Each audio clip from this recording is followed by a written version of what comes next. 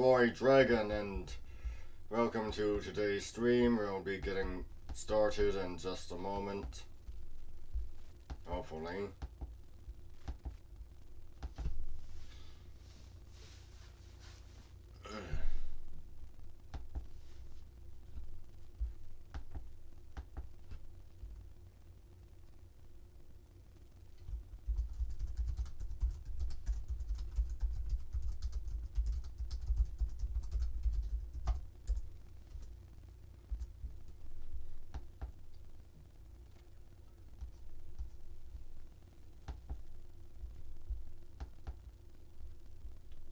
Okay, let's get going.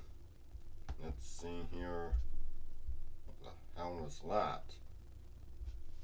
No, it's nothing. Yes, Alex, hello.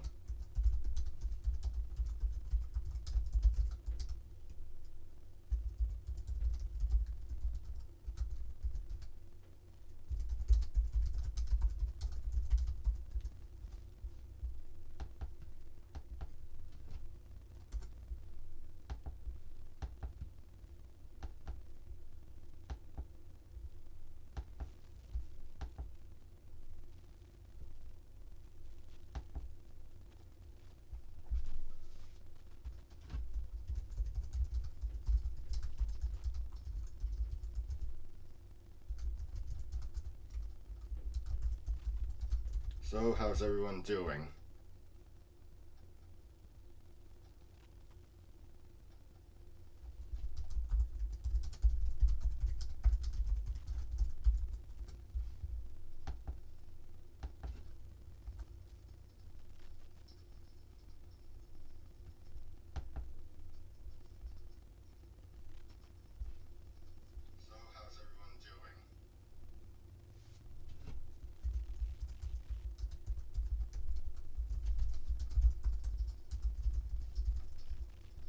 Good, bad, undecided.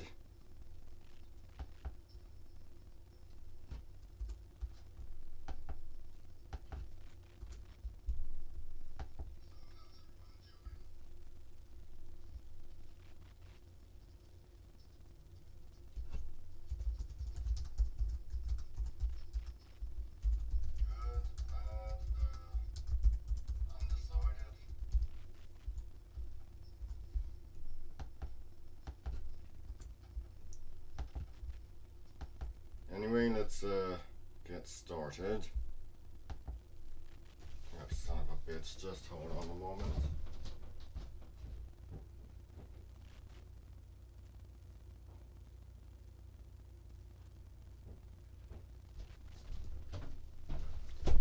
Okay, let's see here.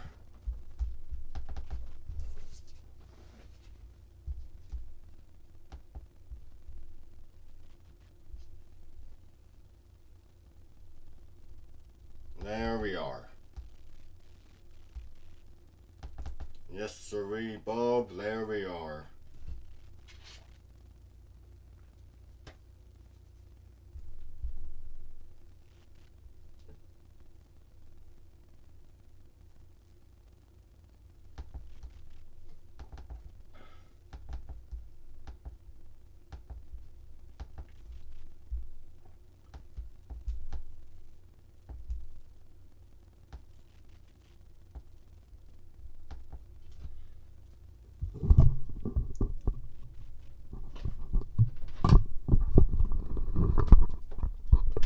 At home. The heart of a Greek home was the courtyard. All the rooms opened onto it, and the family altar was located there. Large houses in Athens were usually made of sun-dried mud bricks and had tile roofs. The public rooms and the kitchen were downstairs. The bedroom upstairs, a wooden staircase in the courtyard led up to the private quarters. Damn,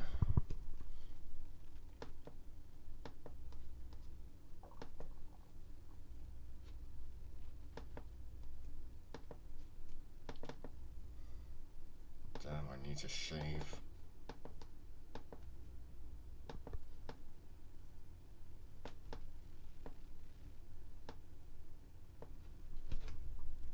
A dining bed? The ancient Greeks loved to relax, especially while they ate. Wealthy people reclined on couches at meals, while slaves placed food on small tables in front of them. This custom continued in Roman times. Greeks enjoyed hosting dinners. Men entertained men. Women sometimes had dinners for their female friends, but men and women never mixed or ate together.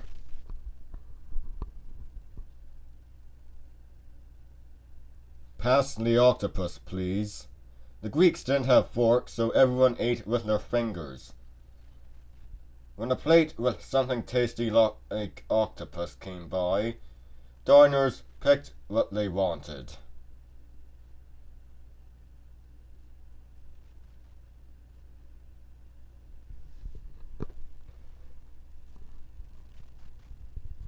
Zamir's the acoustics in here, sort of, forget it.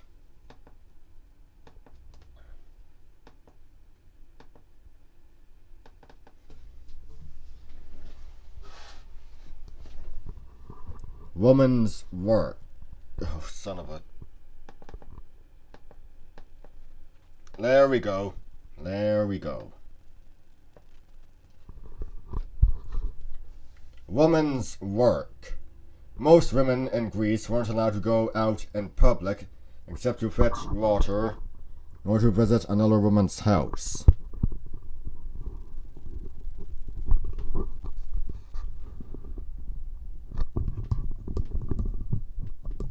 Men took care of the shopping and all of the family business. They expected women to stay home and keep the house in order. In addition to cooking and cleaning, women even had to weave all the cloth for the family's clothes and furnishings. And owned yarn. Much of what we know about daily life in Greece comes from scenes painted on pottery. Here a woman spins wool into yarn with a metal shaft called a distaff and a spindle to twist the thread.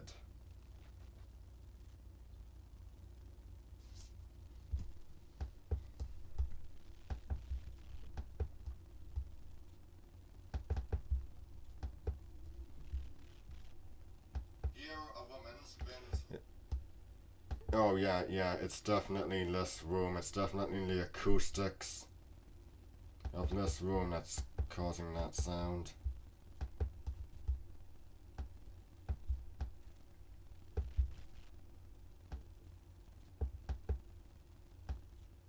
I wonder if the dining room would have better acoustics. Face to face. Most Greek houses looked plain from the outside. The mud brick walls were whitewashed and had only a few small windows to set... Let's try that again. The mud brick walls were whitewashed and had only a few small windows set high off the ground, but the Greeks found interesting ways to dress things up. For temples and the homes of the wealthy, the Greeks made the ends of terracotta roof tiles into human and animal faces. These comic faces were brightly colored and easy to see from the street. Down the drain. Wealthy homeowners put gutters on the roofs to remove rainwater. The water flowed to the ground through spouts often shaped like an animal's head.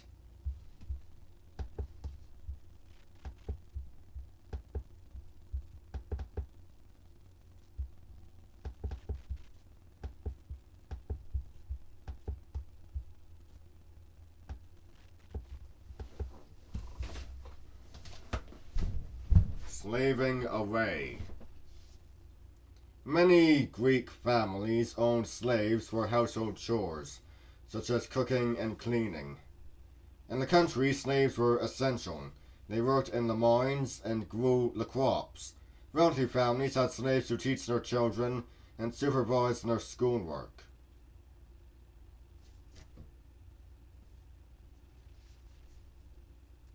These servants often were treated with respect, but most slaves probably led hard lives full of drudgery. What did people eat? Most people in Greece lived on porridge and barley bread, with some cheese, fish, eggs, vegetables, and fruit.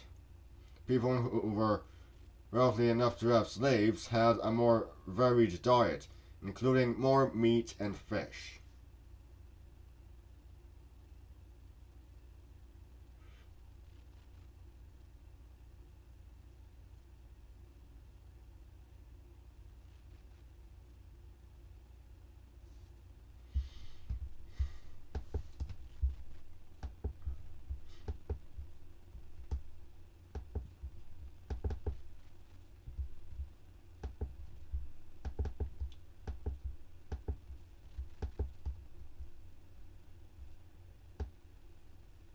There we go. Pots for money. The Greeks made pots for many purposes, to store wine, oil, and food to drink from, even to hold cosmetics and perfume. They decorated even everyday pots with scenes based on legends and myths, great events from the past, and daily life.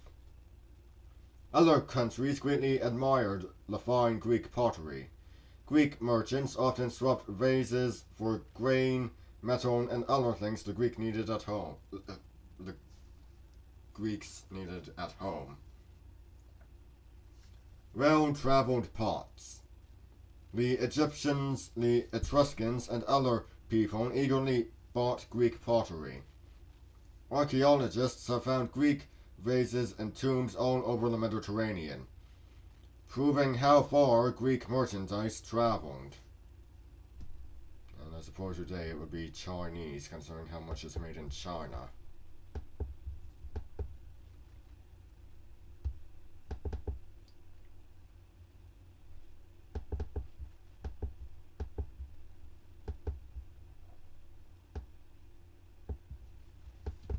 The Greeks today. In any small Greek village, you'll find people living much as their ancestors did thousands of years ago.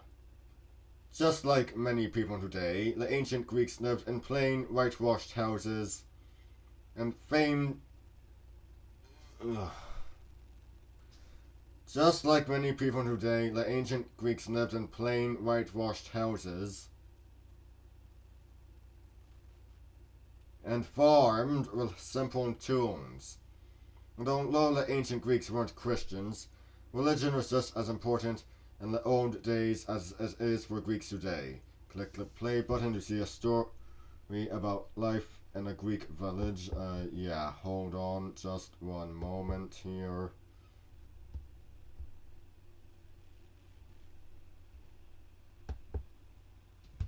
I have no idea what I'm looking for.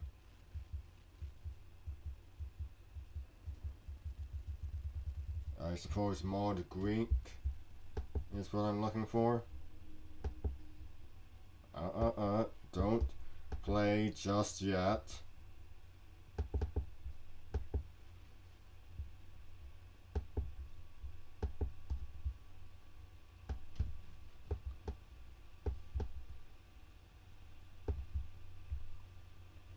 Given how the acoustics in this room are, I'm certainly not going to be doing my readings in here.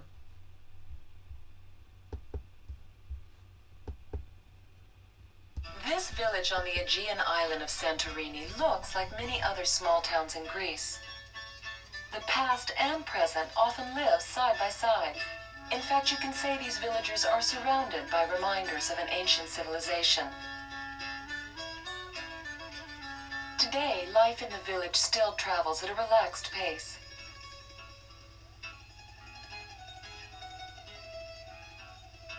Many people make their living from fishing and farming. Although this way of life is slowly changing, some traditions remain. For many people, prayer is a way of life. As they they have for centuries, worshippers celebrate Easter by lighting candles on Good Friday. Then they break 40 days of fasting with a feast that ends with the egg-breaking ceremony. Almost everyone cracks an egg to symbolize releasing the life within. It's like saying, no matter what, life goes on.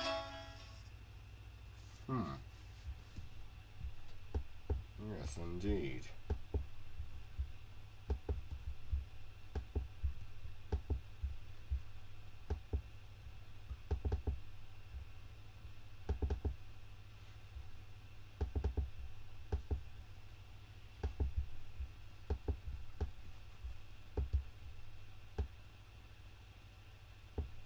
The legacy of Greece.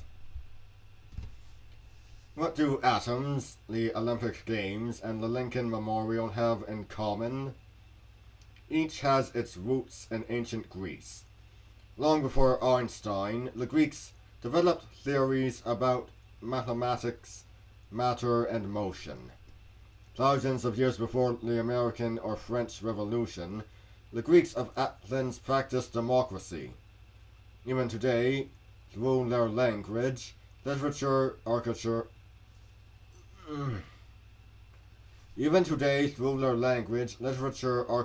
and art, the people of ancient Greece live on in cultures around the world.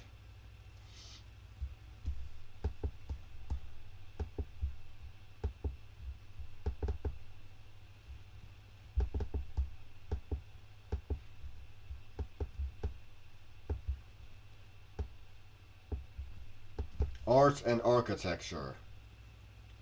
Greek art and architecture lasted long after the ancient Greek civilization faded. Tall columns, elegant proportions, and lifelike statues were all important parts of Greek design, and many generations have copied the Greek model in their own buildings. Even modern theaters and sports stadiums trace their roots back to Greek culture. Lincoln Memorial. To see what buildings looked like in ancient Greece, just visit Washington, D.C. The Lincoln Memorial is a perfect example of classical Greek architecture.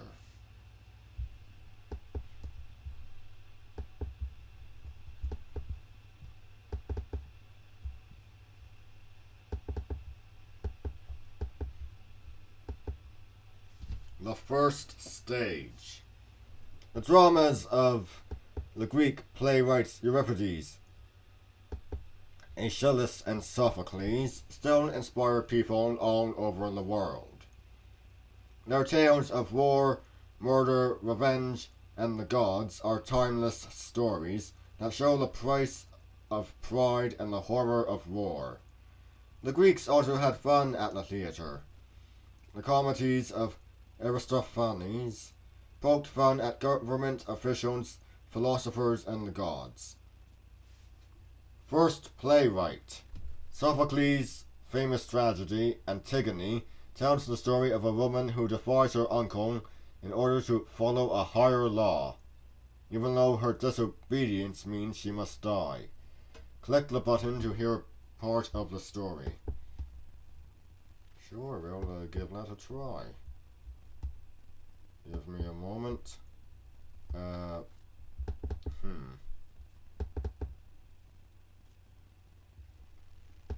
this isn't it.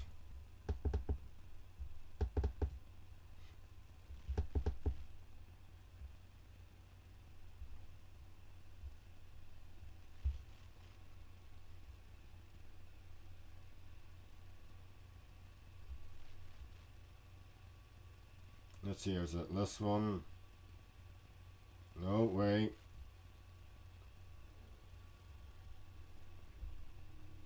Let's give this one a try.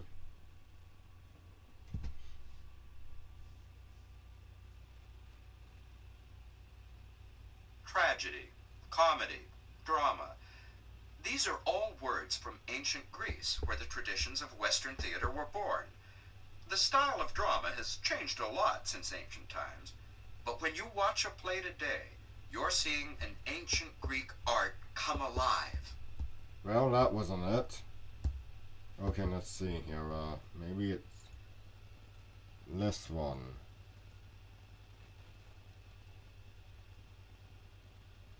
O2S. Yes, I think that might be it. Our happiness depends on wisdom all the way.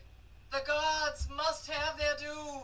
Great words by men of pride bring greater blows upon them. So wisdom comes to the old. Huh.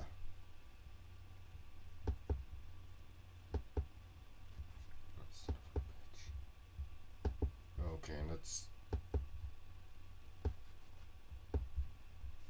That bloody... Okay, let's try and figure this out. There we go. Now where was I? Oh, right. Practical design. The ancient theatre at Epidaurus could seat about 14,000 spectators. Its shape gave everyone a good view and carried the actors' voices even to the back row.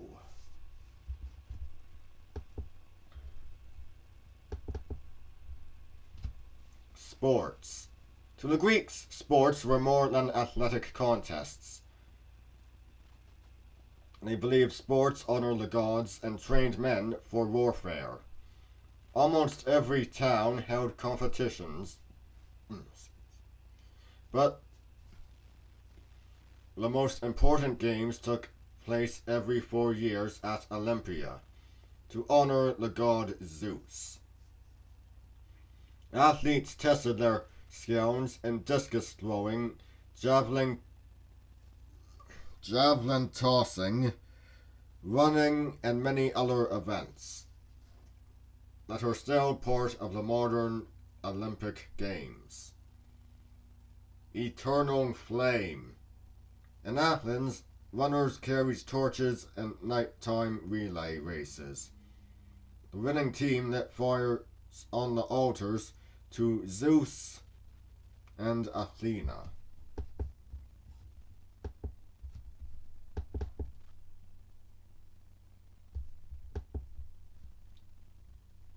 Oh, son of a bitch. Guess I'm redoing this one. Sports. To the Greeks, sports was more than athletic contests. They believed sports honored the gods and trained men for warfare. Almost every town held competitions, but the most important games took place every 4 years at Olympia. To honor the god Zeus, athletes tested their skills in discus throwing, javelin tossing, running, and many other events that are still part of the modern Olympic Games.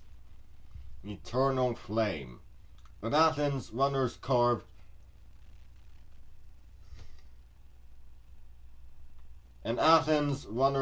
carried torches in nighttime relay races. The winning team lit fires on the altars to Zeus and Athena.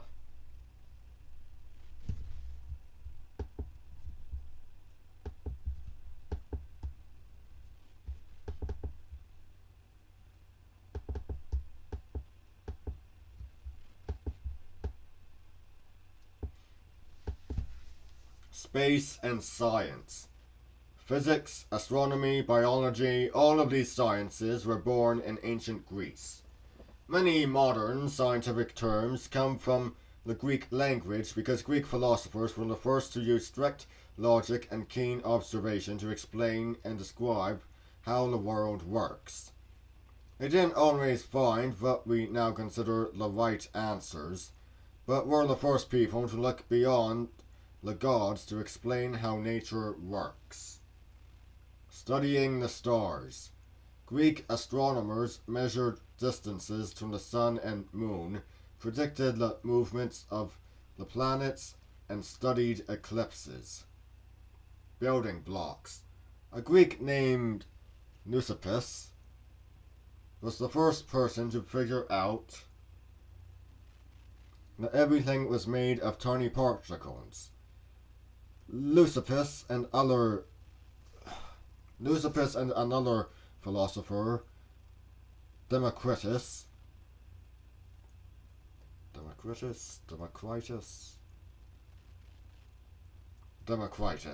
called these particles atoms from the Greek word for indivisible. Ancient calculator. Like people and other civilizations, Greeks used the abacus to help them do arithmetic. By moving the beads on each row, they could quickly solve complicated math problems.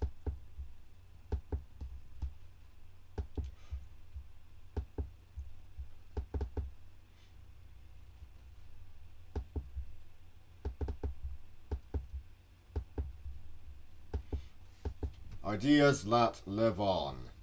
At first, the ancient Greeks didn't have colleges and universities, but great cities like Athens were full of students eager to learn from great philosophers.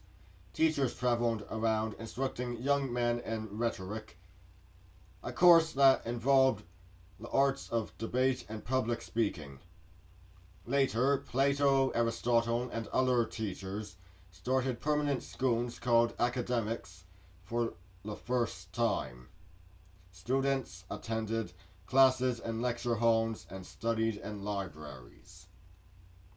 The father of history. Herodotus traveled to many lands and tried to find the origins of Greek civilization. He wrote the first book that tried to separate fact from fiction and tell the true story of the past.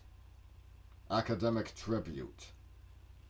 The American President Thomas Jefferson greatly admired the Greeks. In 1819, he established the University of Virginia. Even the buildings that Jefferson himself designed closely followed Greek architecture.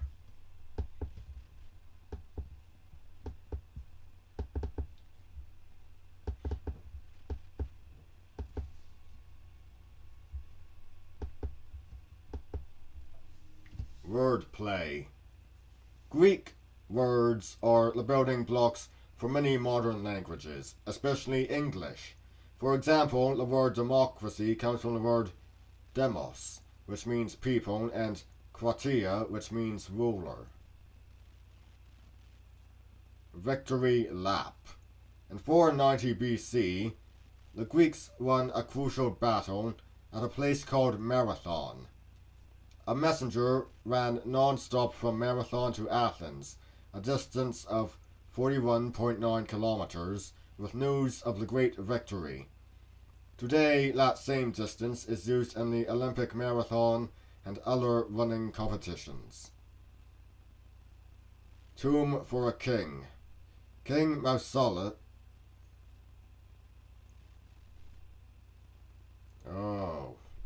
King Mausolus of Caria built an enormous tomb for himself. Today we often call big tombs mausoleums. Cynics and Stoics. Today a cynic is someone who believes everybody is selfish. A Stoic is someone who never complains. Once these words were the names of different groups of Greek philosophers.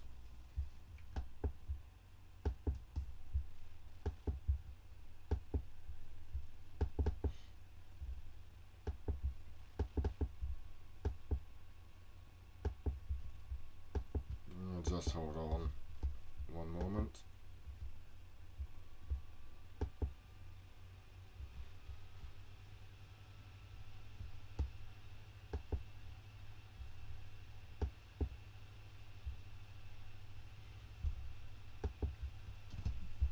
That's not OBS.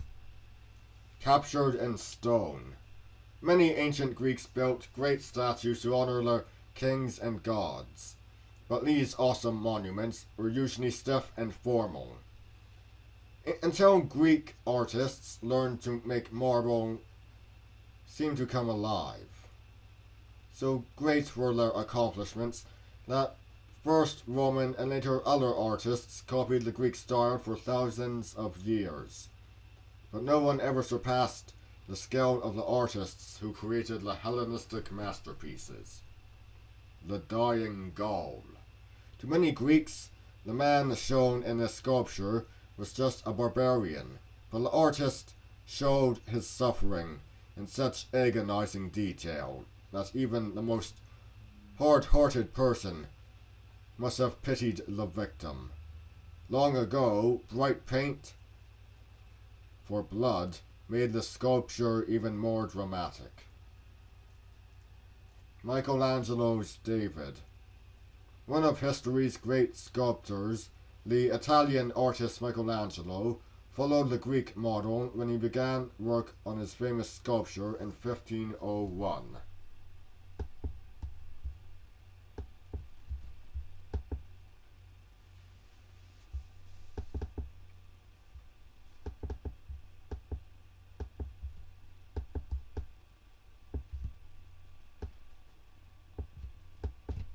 Pictures from the past. Much of what we know about ancient Greece comes from frescoes and vase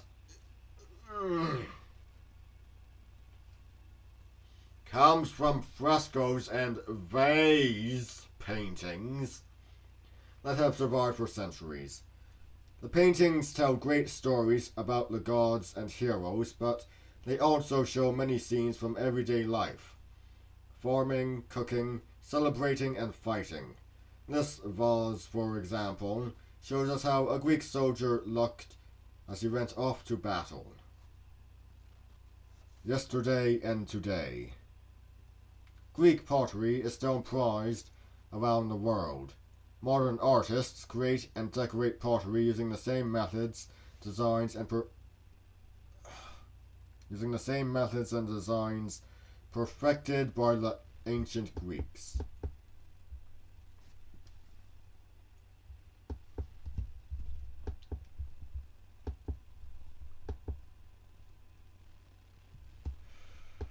Excuse me for one moment.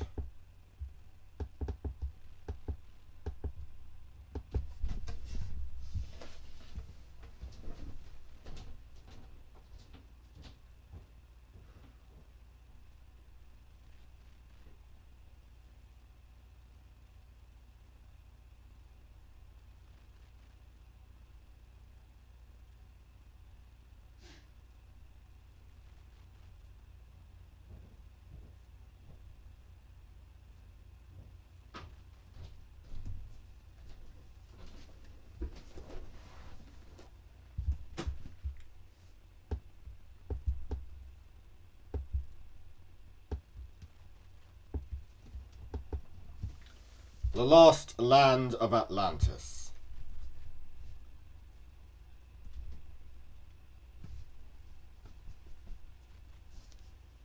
Ancient legends tell of a fabulous civilization that once flourished on an island called Atlantis. Storytellers and philosophers like Plato said its people created wonderful inventions and lived in great splendor. Then, in just one night, earthquakes shook the city apart and floods drowned Atlantis. Today, most experts think Atlantis is just a legend, but some people still search all over the world for the fabled city and the treasures they believe lie at the bottom of the ocean. I, for one, am one of the people who subscribe to the belief that Ireland is Atlantis.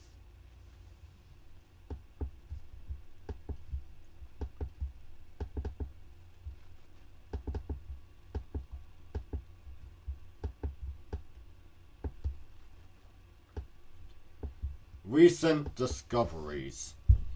Did ancient writers make up the whole story of Atlantis? Or did they just exaggerate the truth about an older civilization that lived on a real island? Archaeologists have uncovered frescoes and other artifacts on the Aegean islands of Thera and Crete, once colonies of the Minoan civilization. Can these be the source of the Atlantis tales. Digging for clues. Experts know that lava and ash from a volcano wiped out a civilization on Thera almost 4,000 years ago. Perhaps the stories about the destruction of Atlantis are based on this real disaster. A Minoan colony. These frescoes come from the ancient city of Akrotiri on Thera. They show that the inhabitants created beautiful art that revealed their love for the sea.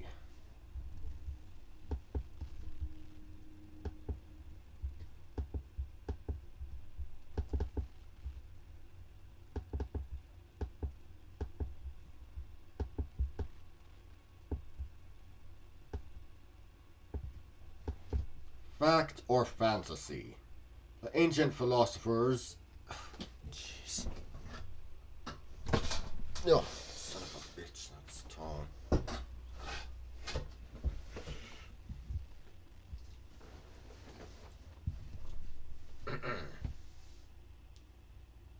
Fact or fantasy? The ancient philosopher Plato was the first to describe Atlantis. He said the city was once a utopia, a place where people lived peaceful and spiritual lives, but then the city became rich and powerful, and the people grew proud. Finally, the gods decided to destroy Atlantis. They caused great earthquakes and floods to topple the palaces and drown the city. Perfect circles. According to Plato, the city center of Atlantis stood on a hill surrounded by 3 belts of water and 2 rings of land. This won't work, this is too tall. Much better.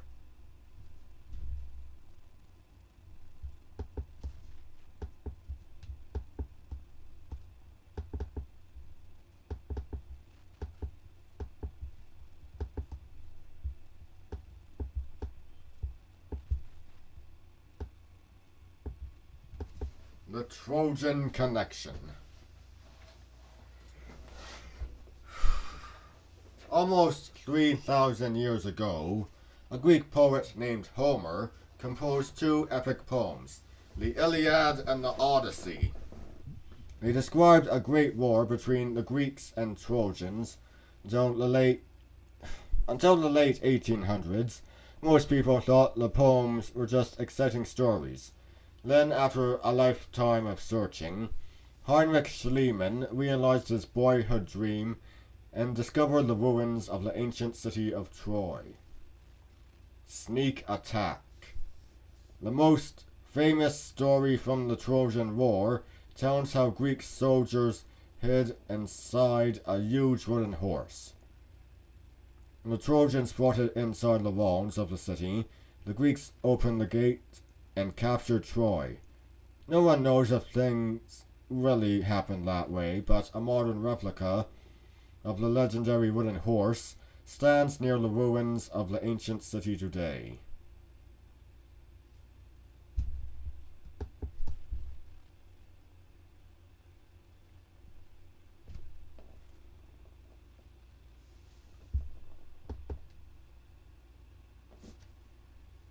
Hold on, let's see what our, let's see just how that thing was described.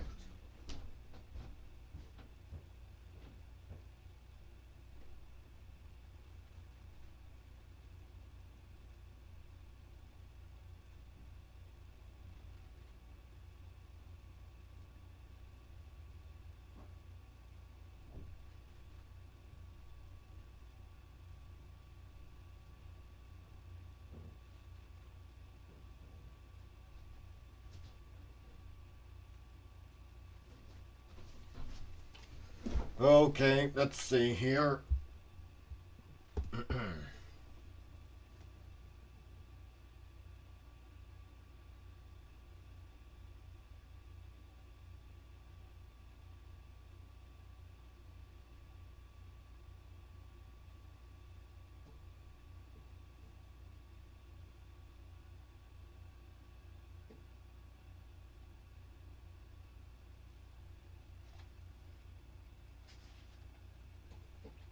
Let's see here.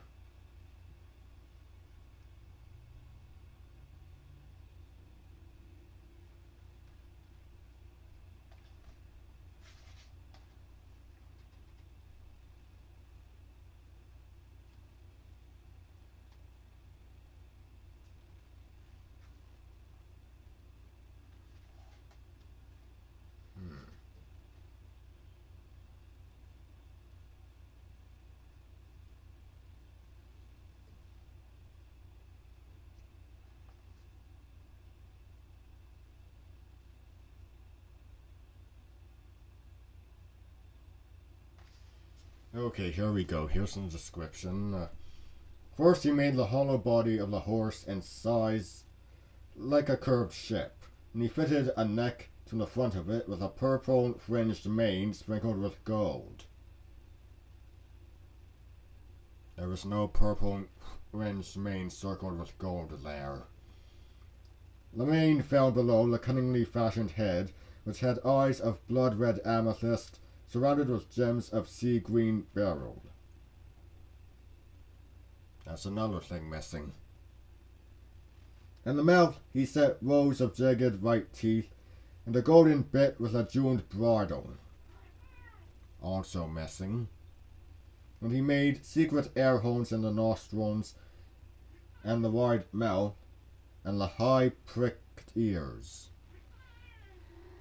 I guess only the eyes got it, so not exactly an accurate replica. Yes, Alex? Hello? Hi?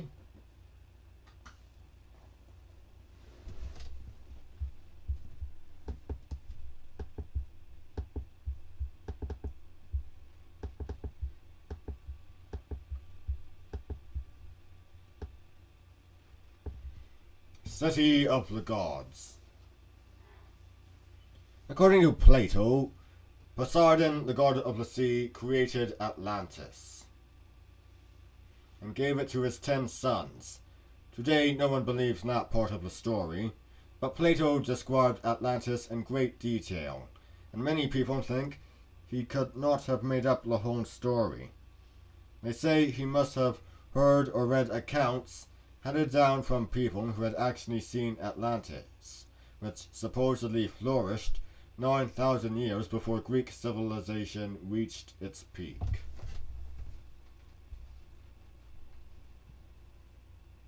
That's no gonna. Oh, there we go. Now you see him. Poseidon's Temple. One story about Atlantis tells of a dazzling temple dedicated to Poseidon.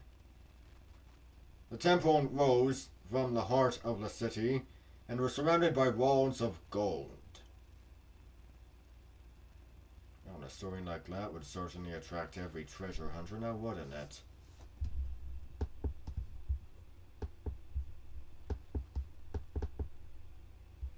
An island site. Oh, wait, what am I doing?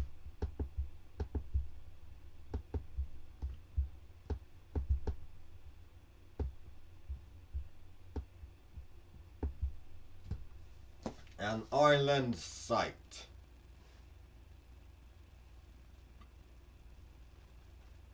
People have studied the myth of Atlantis for hundreds of years, but until recently they had little more than Plato's description and their own theories to go on. Now Let's try that again. Now archaeological research on the Aegean island of Thera has uncovered tantalizing new clues about whether the fantastic tales of a lost continent. Now archaeological research on the Aegean island of Thera has uncovered tantalizing new clues about where the fantastic tales of a lost continent may have started. Click the play button to see what Thera looks like today. Yeah, hold on. Just 1 second. Let's see here.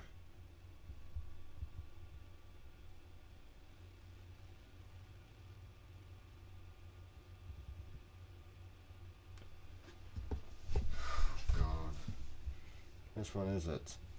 Let's see here. Akrotiri.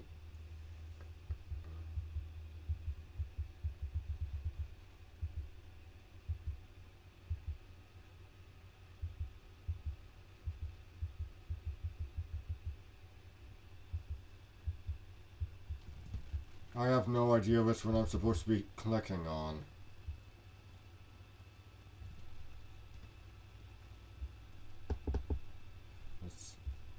For years, scholars thought the story of... Oh yeah, I definitely think it's this one.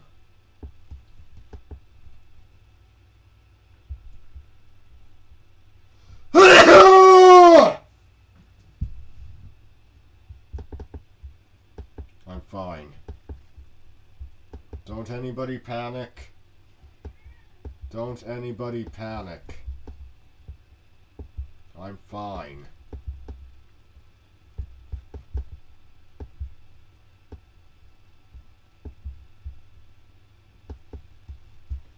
I'll be right back from this, please. For years, scholars thought the story of Troy was just a myth. Then an amateur archaeologist proved them wrong. Could the same thing be happening to another story from ancient Greece? On the Aegean island of Santorini, archaeologists are excavating the site of Akrotiri, a city that thrived 3,500 years ago. Some say it could be the lost city of Atlantis, which legend says sank beneath the ocean in just one night. The excavation at Akrotiri reveals an advanced society of the Bronze Age. People lived in separate houses, connected by streets. They even had indoor plumbing. The frescoes on the walls show scenes of everyday life. A life destroyed suddenly when a huge blast from a volcano sent part of the island to the bottom of the sea. Could this be Atlantis? Archaeologists continue to search for more pieces of the puzzle. Pieces that could turn another Greek myth into reality.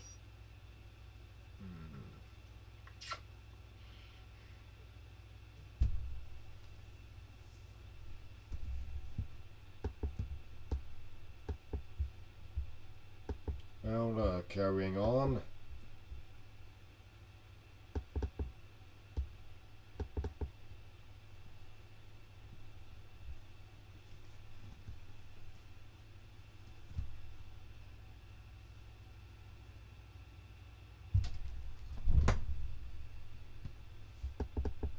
Well, this may prove to be awkward.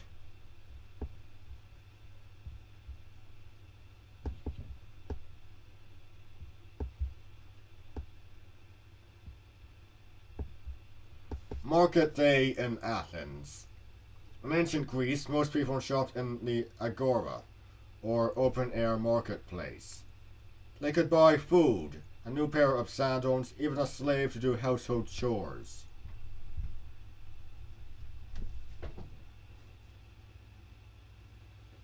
Men usually did the shopping, and rich people took slaves along to carry their purchases.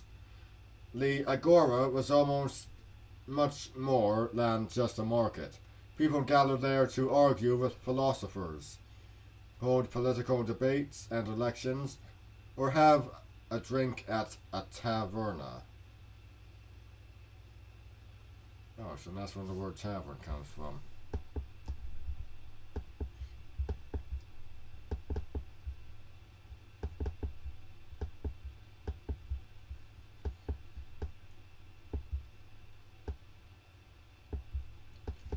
Dining out. Like the Egyptians and Romans, the Greeks took advantage of their sunny, warm climate. While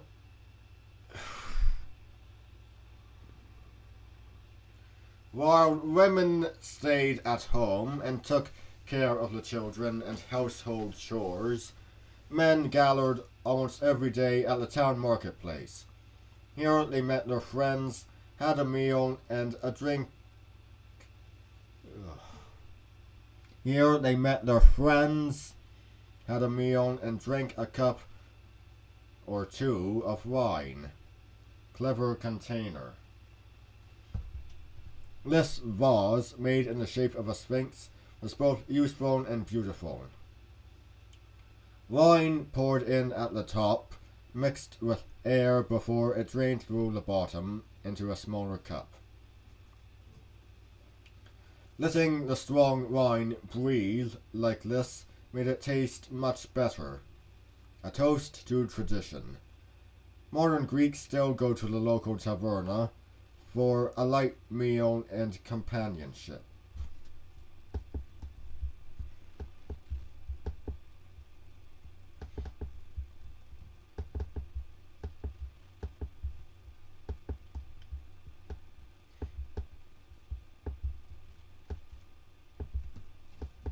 Money changers.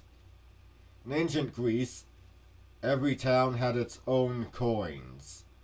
Traveling even a short distance was like going to a foreign country. People had to exchange their money for local currency every time they visited another city. Well, aren't we glad that our countries have their own coinage, rather than each city having different coins? Of course, money changers in the Agora were always happy to help for a fee. Decorative coins. The coins in your pocket probably show the faces of queens or presidents. Money in ancient Greece wasn't much different, except the Grecian coins celebrated heroes like Heracles from mythology or great leaders from history.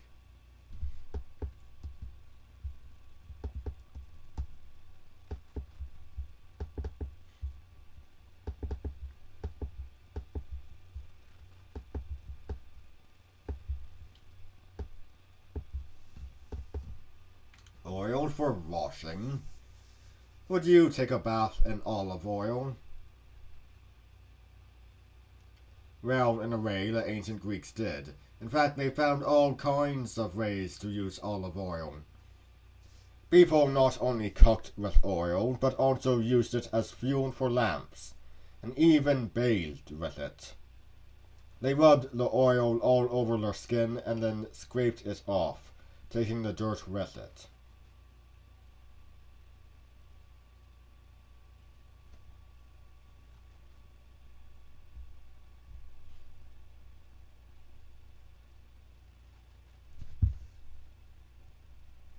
Not gonna try it. Olives! Olives everywhere! Greek families needed lots of olive oil, so they kept plenty around the house in big decorated jars called amphorae. The painting on this vase shows an olive harvest.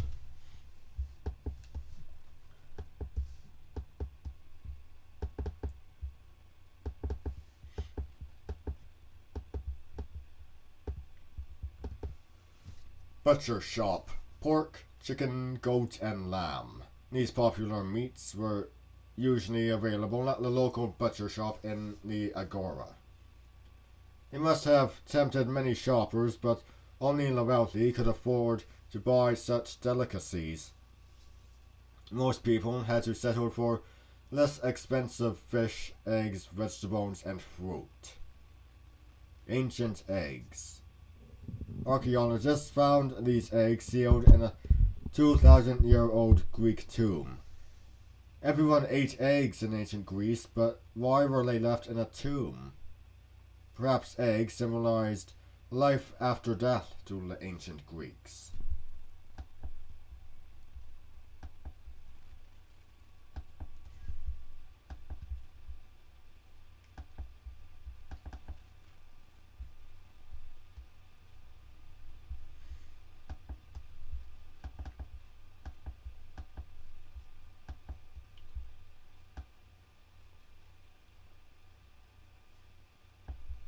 Modern open-air markets. You can visit an open-air market in a Greek village today and get a pretty good idea of what shopping was like in ancient times.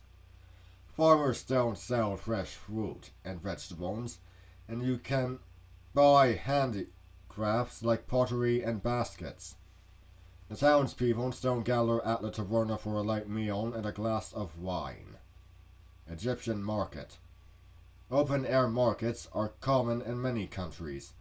Here, Egyptian shoppers wander through a marketplace along the Nile. This market is a popular place to find fresh food and to meet friends.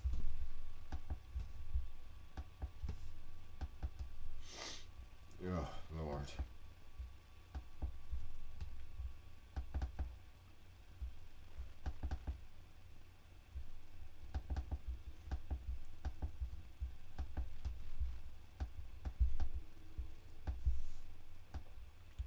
Science and medicine. Medicine and science both have their roots in ancient Greece. Greek philosophers and scientists measured the circumference of the earth, declared that matter is made of atoms, and made many other important discoveries. Physicians like Hippocrates created the foundations of modern medicine and showed great skill in surgery and treating illnesses. But even the brilliant thinkers of ancient Greece couldn't explain everything or cure most diseases. To understand the many mysteries of life, the people consulted the philosophers and then turned to the gods.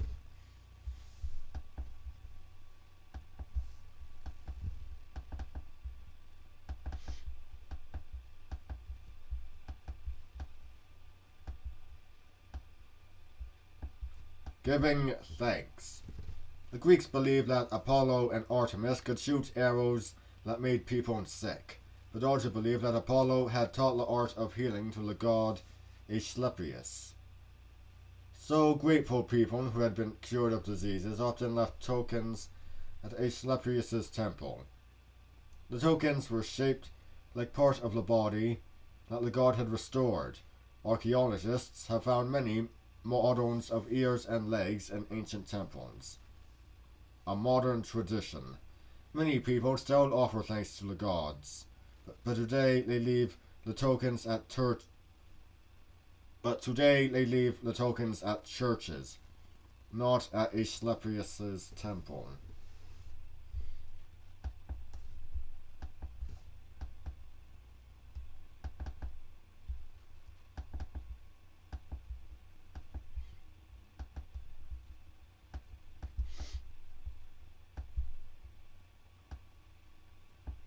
The god of medicine. In early Greek mythology, Asclepius was a human. Nature legend said he was the son of Apollo and a god.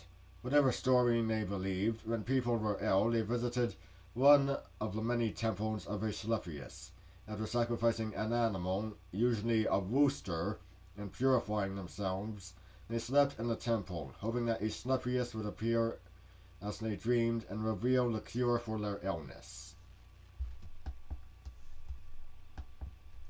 Temples of Asclepius. The Greeks and later the Romans built temples to Asclepius all over the Mediterranean region.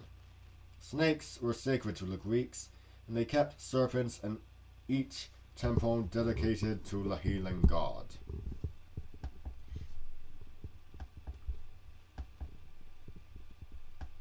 Oh yes, anti-venom. Makes sense.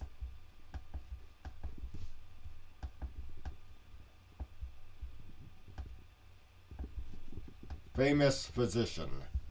Hippocrates did not believe that the gods caused illnesses. He taught that the body was a single system and that sickness occurred when one part stopped working correctly. Hippocrates was the first to diagnose illnesses. Hippocrates was the first to diagnose illness by examining patients to see what was wrong. He and his followers also tried using practical cures instead of just prayers and sacrifices. House call. Greek doctors prescribed herbal medicines, special diets, rest, or gentle exercise for most illnesses. Sometimes they removed some blood because it was thought to carry the disease.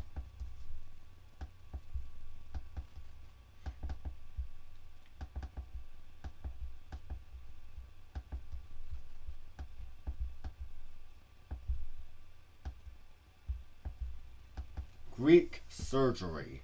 Doctors tried to avoid operating whenever possible. Without anesthetics, operations were extremely painful and dangerous. Physicians knew very little about how the internal organs worked. A doctor's tools must have looked as frightening and deadly as a soldier's weapons.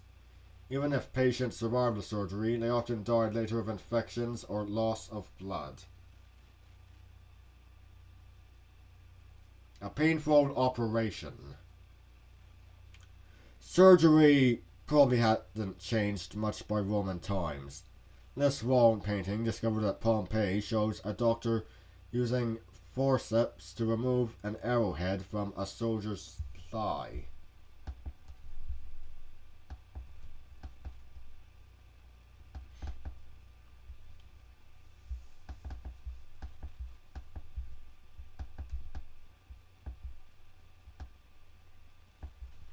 The scientific method. Much of what we today call science started with a Greek philosopher named Aristotle. He was the first person to divide knowledge into disciplines such as biology, physics, and chemistry. Aristotle even gave us many of the scientific terms that we use today. Aristotle didn't perform experiments like scientists do now, but he believed strongly in careful observation, followed by clear, logical explanation of the facts. Mystic numbers. The philosopher Pythagoras believed that the numbers were the key. Let's try that again. The philosopher Pythagoras believed that numbers were the key to understanding the universe.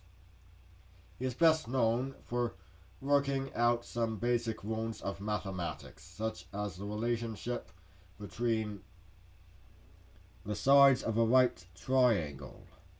Today, this rule is called the Pythagorean theorem. I've heard of that. Let's check out my schedule.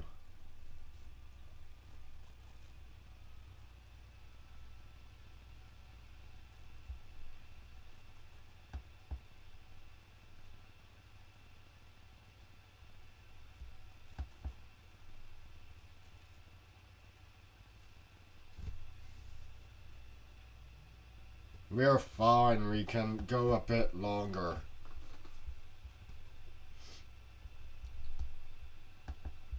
Okay, let's see here.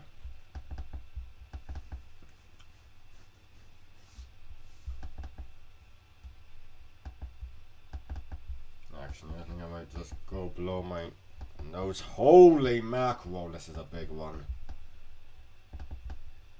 Right, go below my nose, and then we'll carry on. Damn you, seasonal allergies!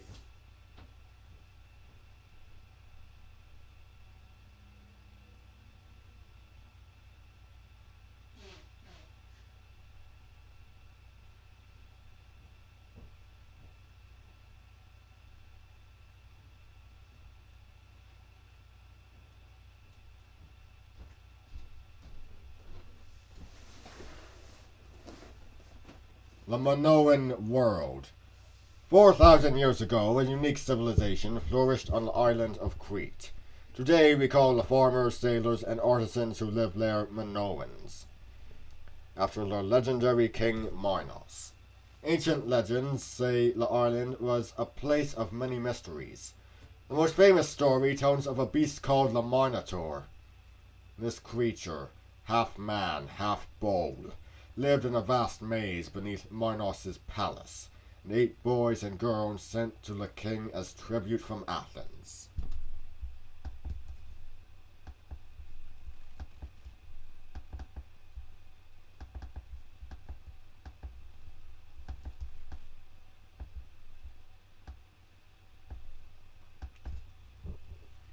The Grand Palace. The Palace of Minos was more than just a home to the kings of Crete. An entire city, 80,000 people lived inside the sprawling mansion. It was also the center of religion, trade, and commerce on the island. Built on the side of a hill, the palace had hundreds of rooms and many levels connected by enormous staircases. The building also held a farmer's market, a depot for shipping goods to other lands, and workshops for artisans. A painted palace. Rooms at Knossos were decorated with bright wall paintings called frescoes. Animals and scenes from everyday life were the most popular subjects. You know, I could probably just get used to holding this.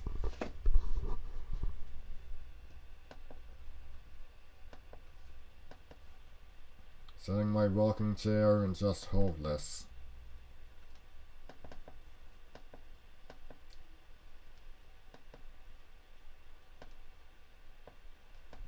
Life at the palace. If you lived in the palace of Minos, you might have worked as a potter, a servant, or a merchant, exchanging goods with foreign traders. Such jobs kept thousands of people busy at Knossos. Life wasn't all work at Knossos, however. Wall paintings from the palace show that it was a lively, colorful place where people enjoyed lavish feasts and exciting entertainment. Clean living. Knossos had a sophisticated water system. Drains carried away rainwater and other channels circulated fresh water throughout the palace. Cleanliness was very important to the Minoans, so the palace had lots of bathrooms.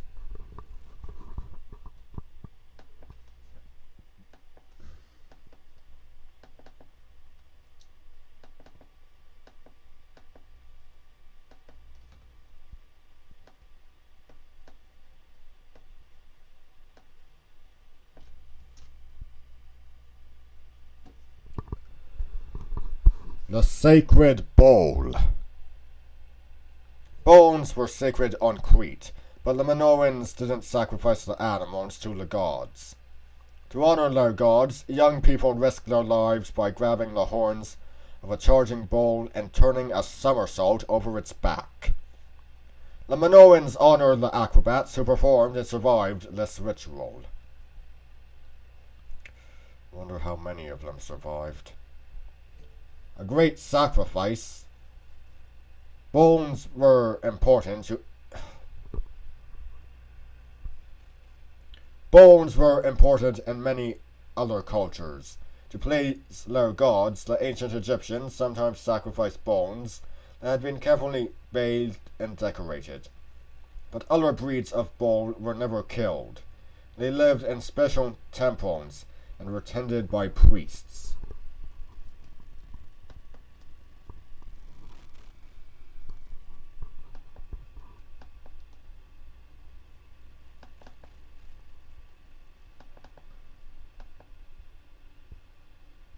Oh, there we are. Discovering the past. Archaeologists started excavating Crete in the late 1800s, but it was not until 1900 that Sir Arthur Evans began his important work at Knossos.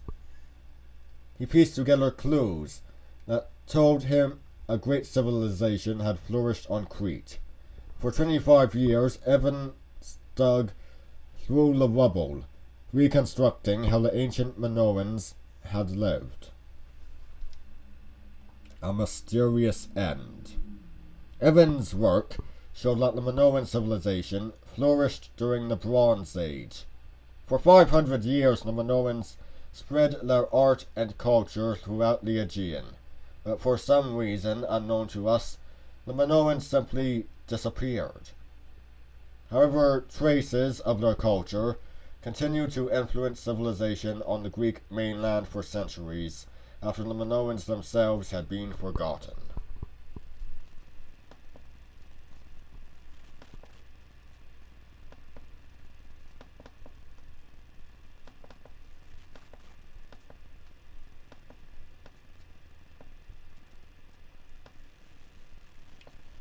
Ladies and snakes. Today, much about Minoan life remains mysterious, but we do have an idea of what the Minoans looked like. Pottery and brightly coloured murals show that people at the Minoan court wore fancy clothes. Women wore form-fitting bell-shaped dresses, and they seemed to have loved elaborate hairdos and beautiful jewellery. Snake goddess? This statue might show a goddess or one of her priestesses. Many experts think she was a kindly household deity. This one again. Many experts think she was a kindly household deity. Others think this might show a priestess who sat on the Minoan throne. Wife of the king.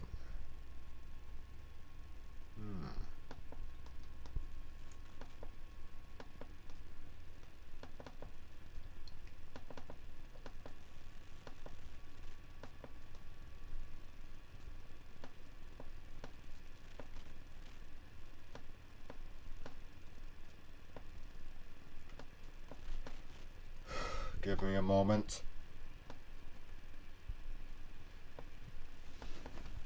Trapped in the maze. An ancient Greek myth says that King Minos kept a minotaur, a creature that was half man, half bull, hidden away in the darkest, deepest part of his palace. A huge maze called the Labyrinth. Because the Athenians had wrongfully killed one of his sons, every 9 years the Cretan king demanded 7 boys and 7 girls from Athens. He sent them down into the maze as sacrifice to the hungry Minotaur. After many years, a brave young prince named Theseus vowed to slay the Minotaur. Click the button to hear his story.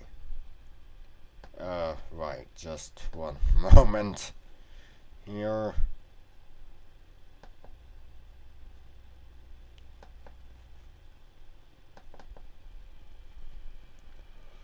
Okay, let's see here.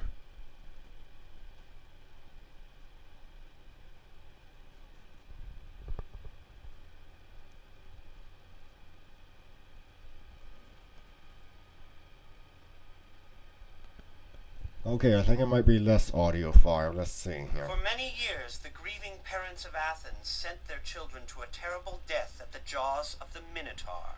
This year, when King Minos demanded his tribute, I could no longer stand by. I set sail for Crete with the 14 children. Our ship flew black sails, for no one expected to see us again. But when I arrived at the palace, the gods were on my side. A princess named Ariadne fell in love with me and pledged to help me kill the Minotaur. She gave me a magic ball of thread to guide me out of the maze and a sword to slay the beast. That night, I crept alone through the still, pitch-black maze, trailing the thread behind me. Suddenly, I felt the Minotaur's hot breath on my back. I turned and fought him with all my strength. After a bloody, terrible struggle, I finally killed the huge beast. And from that time on, the children of Athens were safe from the Minotaur. Well, wasn't that something? Just gonna check my schedule to see how I'm doing for time.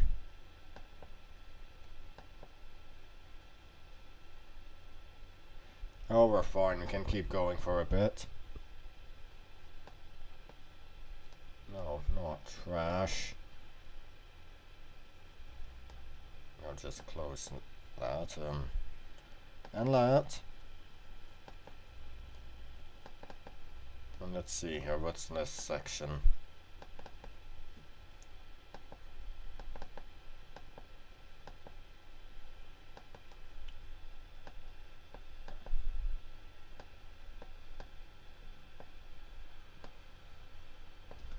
Money matters.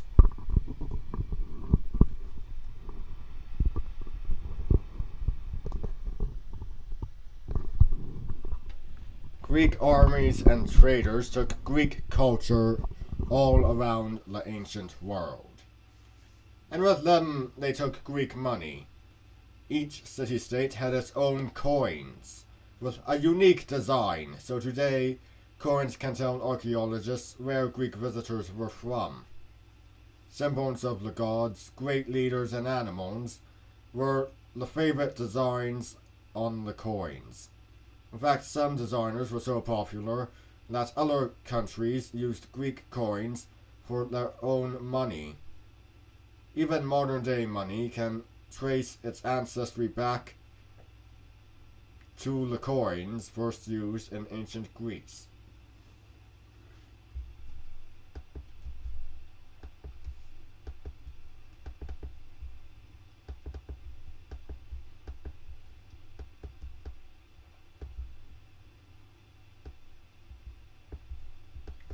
The Macedonians on money. Because each city-state issued its own money, coins with many different designs were circulated. They showed animals, the symbols of the gods, or mythical heroes in action. Things changed when Philip of Macedon united Greece. Coins started showing his face and that of his son Alexander the Great. Conqueror. Alexander the Great's face appeared on many coins.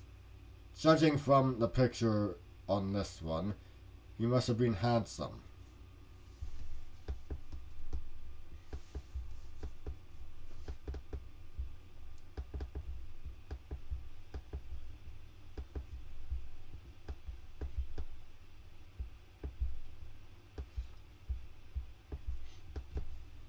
The well-traveled owl.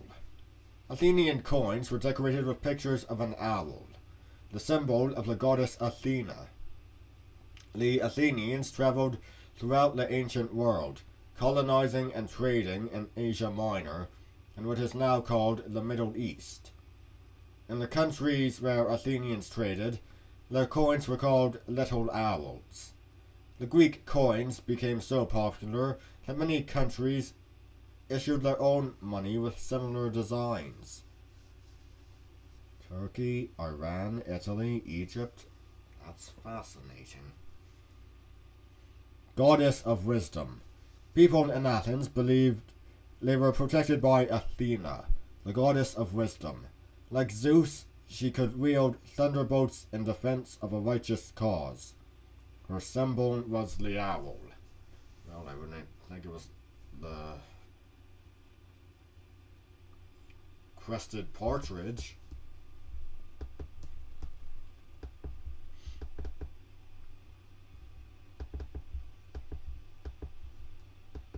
There's that knife coin again. Funny money. Coins have not always been round or stamped with the pictures of kings, queens, or presidents. The ancient Greeks often decorated their coins with animals or with stories from Greek mythology. The legendary hero Heracles, who even as a baby could strangle snakes, appeared on many coins. Other coins looked more like buttons than money. The island of Aegina had coins showing a tortoise, probably because a lot of tortoises lived on the island. Chinese knife coin. Before money was invented, people traded objects such as shells or tools for other goods. The earliest Chinese coins were bronze copies of tools that were once traded for goods. Of course, this knife coin was too delicate to be used as a tool.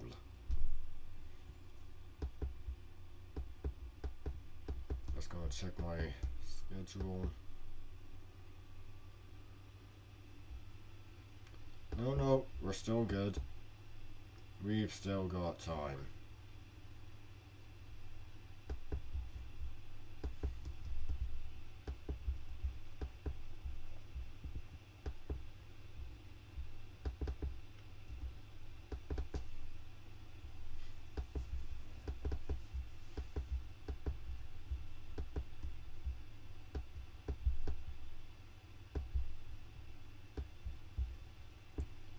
The Mycenaean world. Mycenae, rich in gold.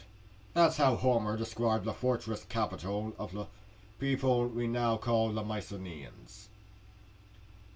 Once scholars thought these warriors and traders were just mythical heroes from Homer's epic tales, the Iliad and the Odyssey.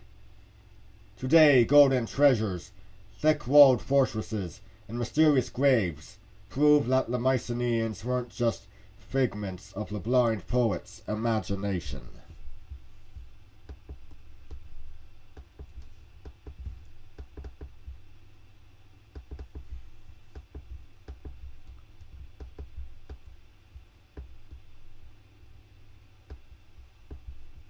Poetic portrayal.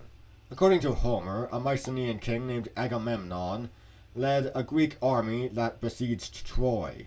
They had vowed to take Helen back to Greece, but after 10 years, the Greeks gave up, or so it seemed. They pretended to sail away, leaving a giant wooden horse behind. A prophetess named Cassandra warned the Trojans that the horse was a trick, but they ignored her and brought it inside the city. And Greek soldiers, hidden inside the horse, captured Troy. Those lips, those eyes. Centuries after the Trojan War, Helen still inspired poets and painters to hear what the English writer Christopher Marlowe said about Helen. To hear what the English writer Christopher Marlowe said about Helen, click the play button. Yeah, just a moment.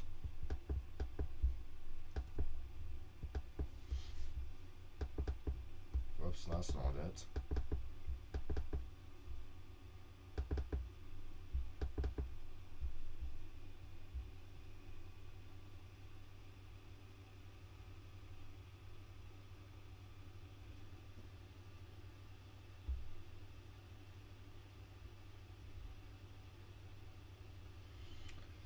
It's hopeless. This is the audio file.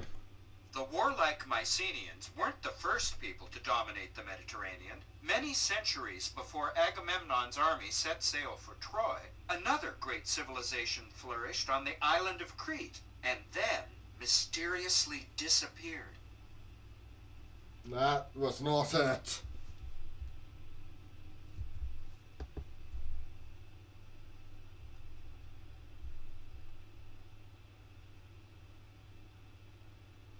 One S, is it this one? Was this the face that launched 1,000 ships and burnt the topless towers of Ilium? Sweet Helen, make me immortal with a kiss. Yeah, that was it.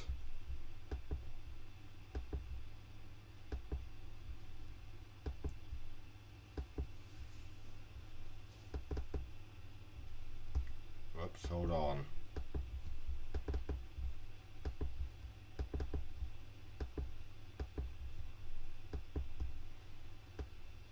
Minoan legacy.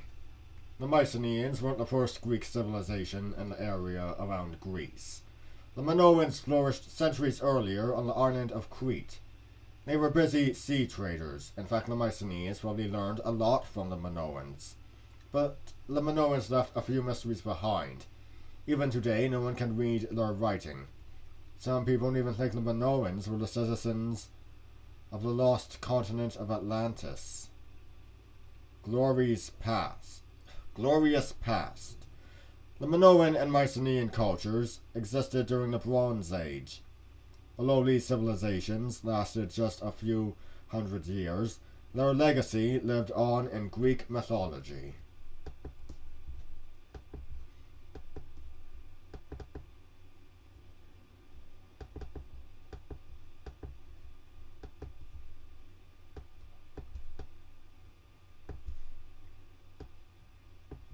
Grave discovery.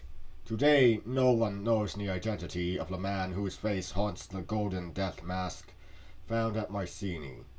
Heinrich Schliemann thought it was King Agamemnon's face. Agamemnon must have been a great king, for the grave that Schliemann found was full of gold, silver, alabaster, and other precious objects. In fact, to protect the site from thieves, during the excavation, an army of soldiers stood guard around the ancient fortress. The treasures from Mycenae were the greatest hoard of gold ever, uncovered until Howard Carter opened the tomb of Tutankhamun in 1922. A grave discovery. Schliemann found shaft graves in the burial ground at Mycenae in 1876. He thought he had found Agamemnon's tomb, but the remains inside were of people who had died centuries before the time of the great king.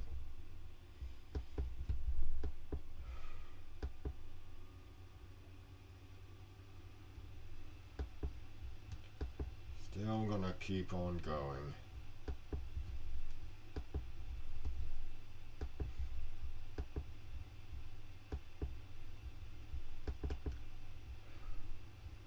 This is gonna be a long one.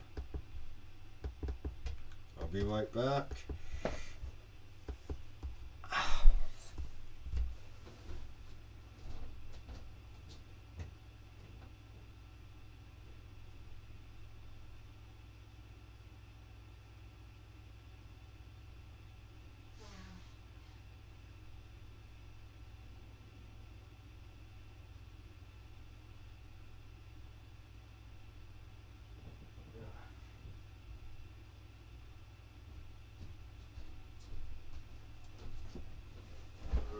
Always stay hydrated. Yes, sir, always stay hydrated.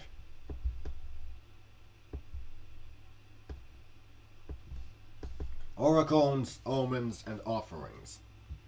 From all over Greece, people traveled to a special temple at Delphi. Legend said that here Apollo had slain a serpent named Python and had earned the power to see the future. Apollo spoke through an oracle, a priestess called Pythia. She sat on a golden stool deep inside the shrine, surrounded by vapors that rose through a grate. The priestess, in a trance from chewing laurel leaves, mumbled answers to the questions the people asked. Her attendants then translated her replies into mysterious clues about the future.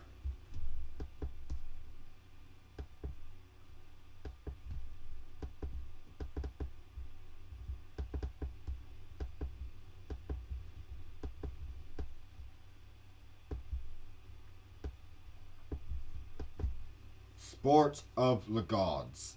Today the Olympic Games are held in different cities and are open to male and female athletes from all over the world. Some of the ancient events, running, discus throwing, and wrestling, are still part of the Games. But the original Olympic Games weren't just tests of an athlete's skill. The sporting events were part of a great festival that included religious ceremonies and feasts to honor Zeus, a god's home. The Greeks believed that Zeus, king of the gods, lived at the top of Mount Olympus, the highest mountain in Greece.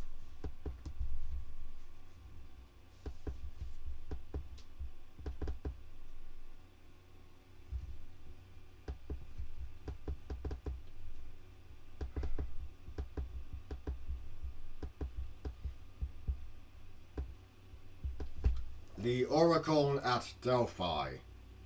In Greece, oracle referred to both a place and a person. When people had a really important question about the future, they visited the most important oracle in all of Greece, the Temple of Apollo at Delphi. Of course, visitors didn't actually talk to Apollo. Instead, a priestess listened to the questions, accepted offerings, and then gave her mysterious answers. A puzzling prophecy. During the Persian Wars, the oracle at Delphi told the Athenians to defend themselves with wooden wands. A Greek general, Themistocles, believed this meant that Athens should build a strong navy. He was right. By following the oracle's advice, the Greeks crippled the Persians in an important naval battle at Salamis.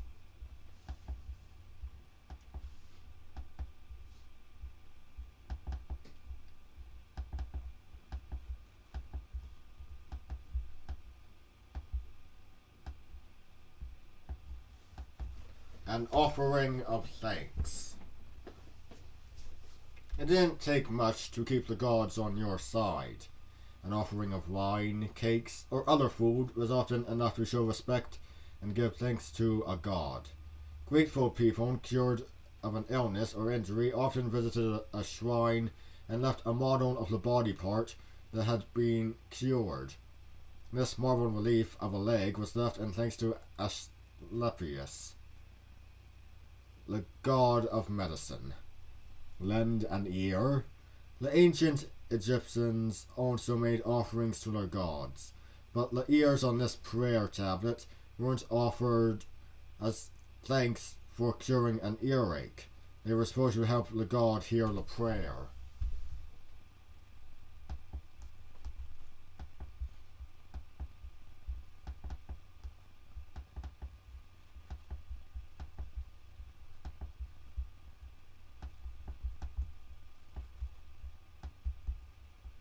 A real sacrifice.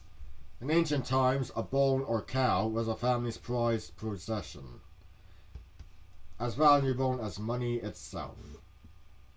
On the most important religious occasions, a family gave up a bull or cow for sacrifice at the temple. After being washed and groomed, the animal was decorated with flowers and ribbons to show that it had been chosen especially for the gods. Ready for sacrifice. The Egyptians, Greeks, and Romans all offered cows or bulls to the gods.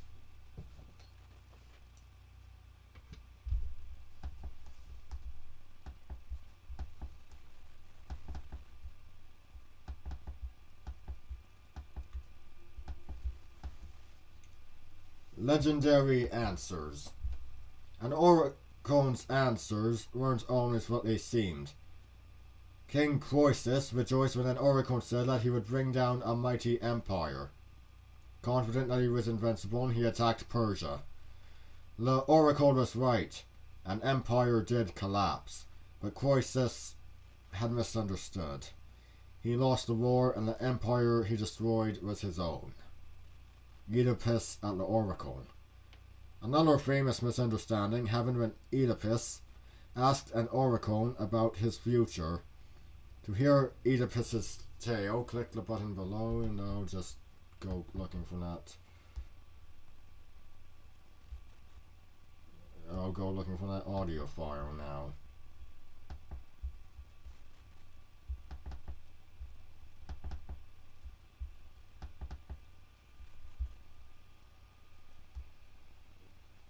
There we go. I am the most miserable man alive.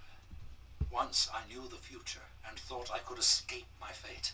Now I must live the rest of my days knowing that no one can escape his destiny.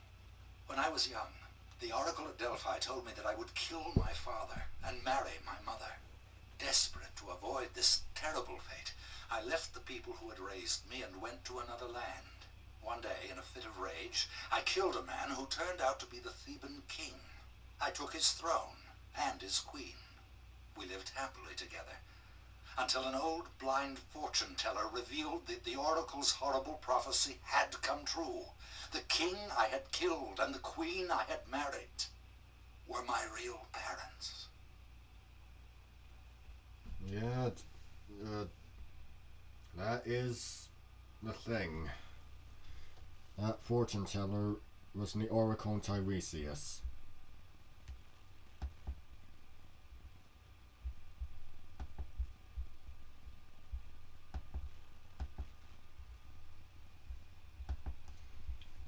Learned about that story in high school.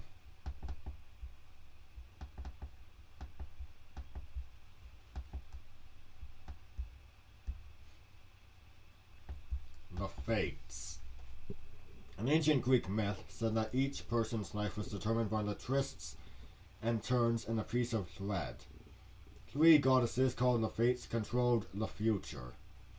The first fate spun the thread, the second wound it, each twist deciding a person's destiny. And at the end of a person's life, the last fate cut the thread. More powerful than Zeus. Even the gods of Mount Olympus could not defy the fates. Anyone who tried to avoid the destiny that the fates had decided then had to face Nemesis, the goddess of law, justice, and vengeance.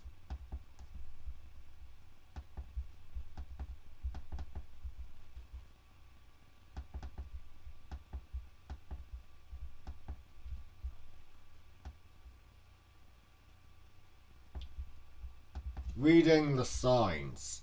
The Greeks believed that by observing the weather or the behavior of certain animals, a seer, a specially trained priest, could predict a person's fate. To a seer, even a twist of intestine, a quivering liver, or a throbbing heart was a powerful sign that could reveal the future of a person or of an entire kingdom. Message from the gods. Homer tells that while the Greek fleet waited for a strong wind to take them to Troy, the Greeks saw a disturbing omen. In a nearby tree, a snake devoured 10 young birds in their nest, while the mother bird flew about helplessly. The seer predicted that it would take 10 years to conquer Troy, and it did. Yeah, that is how it went.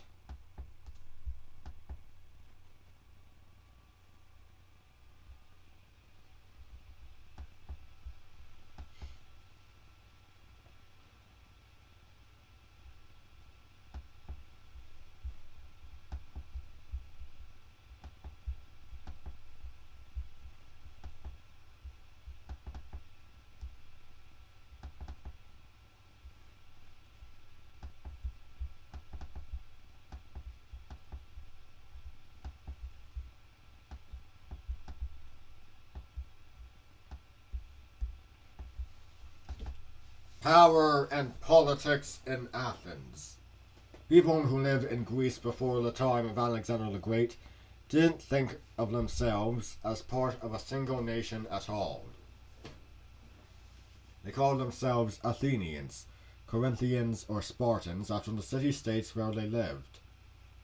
There were about 150 cities on the mainland of Greece, but Athens and Sparta were the largest and most powerful. Sparta concentrated on building great military power. Athens, dedicated to the goddess Athena, was home to the temples of the Acropolis and was the birthplace of democracy.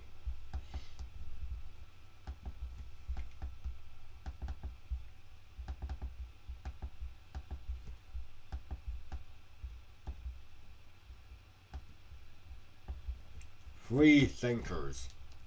Brilliant thinkers came to Athens to discuss the great issues of the day.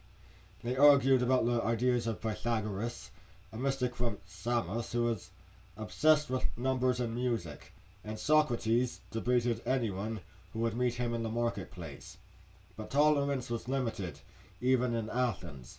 The government charged Socrates with corrupting the city's youth with new ideas and sentenced the famous philosopher to death. That is democracy. The democracy of the day. Politics on stage. Many of the great political debates in ancient Athens took place on a stage. Athenian playwrights like Sophocles, Euripides, and Aeschylus wrote about the rule of law and the rights of the people.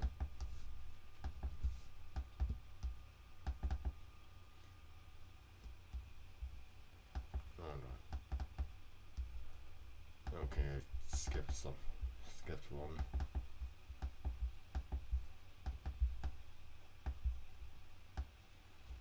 Educated citizens.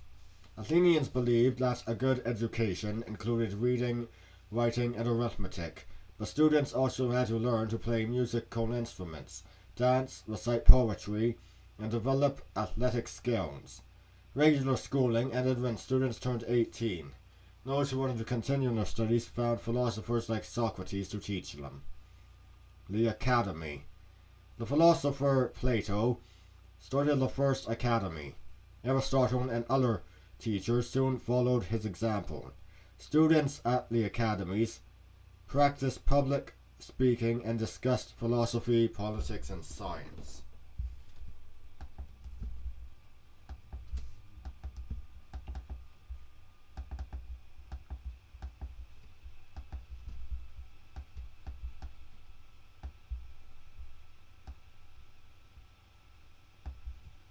A great military.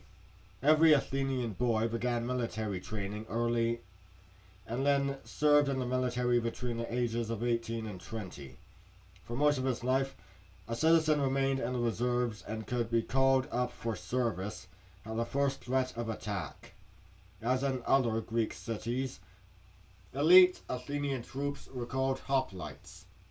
They fought with swords, spears, and daggers at close range. Warships. Athens had a good army, but it relied on its navy. Warships had both sails and oars, but in battle, only the oars were used to maneuver the boat. Triremes had 2 levels of rowers. Triremes had 3.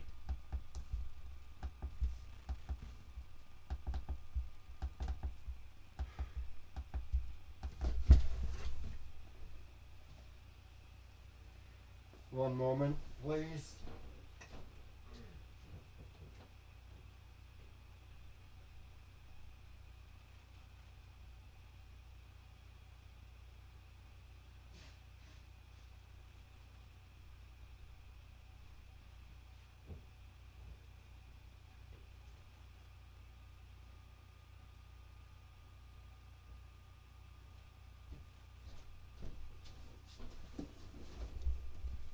The city of Athena. Every Greek city believed it was protected by a god or goddess. The proud residents of Athens put their trust in Athena, the goddess of war, wisdom, and arts and crafts. They believed she had taught them to grow olives, a source of valuable oil. The citizens built many monuments and statues to honor her, but their greatest tribute was a huge statue of Athena inside the Parthenon, which was her temple on the Acropolis. Goddess of Wisdom. Greeks said that Athena was born fully grown from the forehead of Zeus, the father of the gods.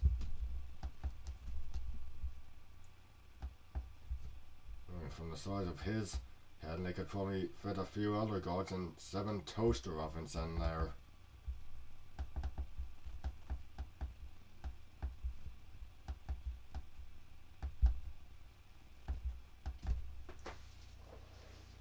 The Acropolis. Acropolis means high city.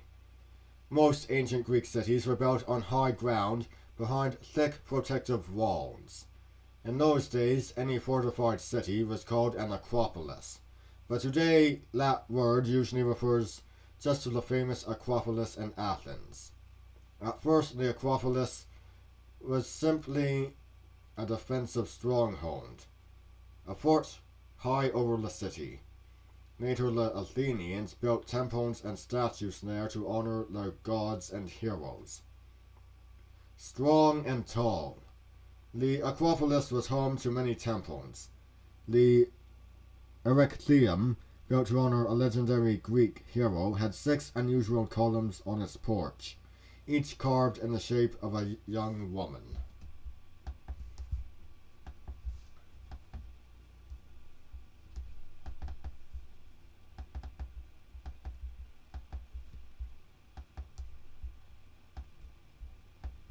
Spartan threat. The people of Sparta had long stressed military drills and hardship over music and poetry. Restless slaves outnumbered Spartan citizens in their own land, and hostile neighbors ringed their borders, so the government kept its army strong and ready. For the people of Athens, however, the Spartan military was an ever-present threat that someday would lead to war. Fearsome sight. Spartan soldiers wore bright red cloaks and crests on their helmets. Such clothing made them seem huge and threatening.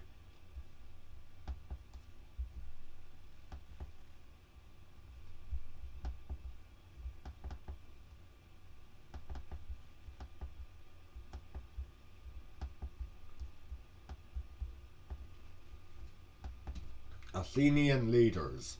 The wealthy Greek leader Solon did not invent democracy, but he did make it possible. Ignoring the arguments of his advisors and colleagues, he gave rights to all citizens and opened the way to even bigger changes. A leader named Cleisthenes later created a political system that the Greeks called democracy. Citizens voted directly on the issues, and they didn't elect representatives. Still, only citizens, freeborn men, could vote. Women, slaves, and foreigners had no voice in politics. The Golden Age. A general and statesman named Pericles expanded the democratic reforms of Solon and Cleisthenes. Under his leadership, Athens became the leading city-state and a center for art and science.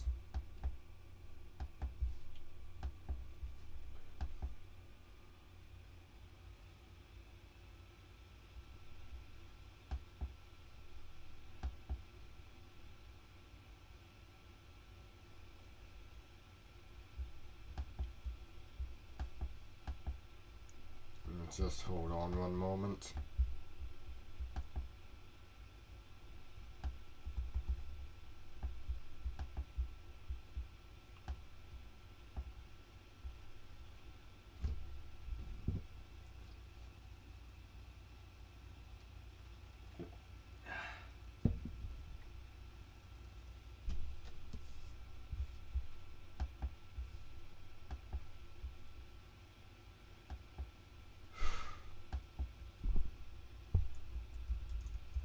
Well, this is a very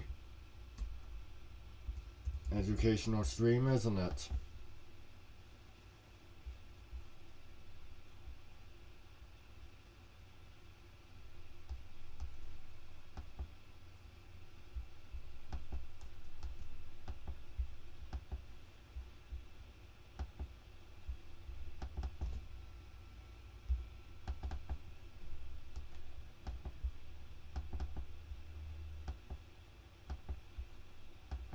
Okay, here's the menu for Greece itself in the program. So you could go to Monuments and Mysteries, Work and Play, the Index, Guides, People in Politics, whatever you want.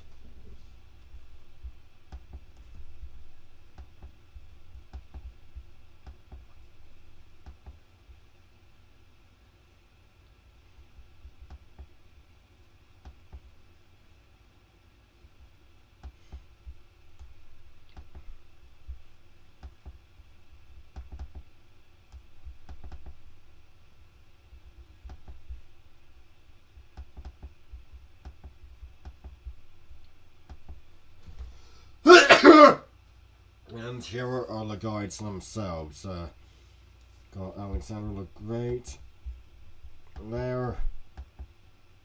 Yeah, I'll just play the guides. I'll be right back. We march at dawn. My health is no concern of yours. These old wounds are nothing but scratches from a kitten. I'll be ready. See to it that you are. Generals, they plan and replan till the pyramids crumble if I let them.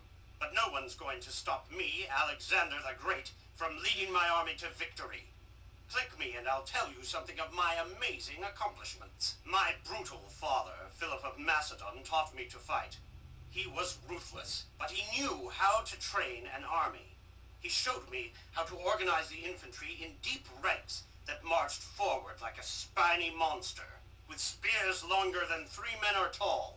By the time I was 16, I was leading such armies myself. Of course, military training alone wasn't enough for a king's son.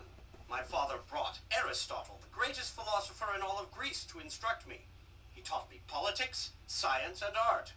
To this day, no matter where I go, I carry a copy of the Iliad with me. I even take poets and artists on my campaigns. Some people even began to worship me. I find it useful for them to think of me as a descendant of Zeus and Achilles. I've even had my face put on our Greek coins, an honor once reserved only for the gods. You think me too proud?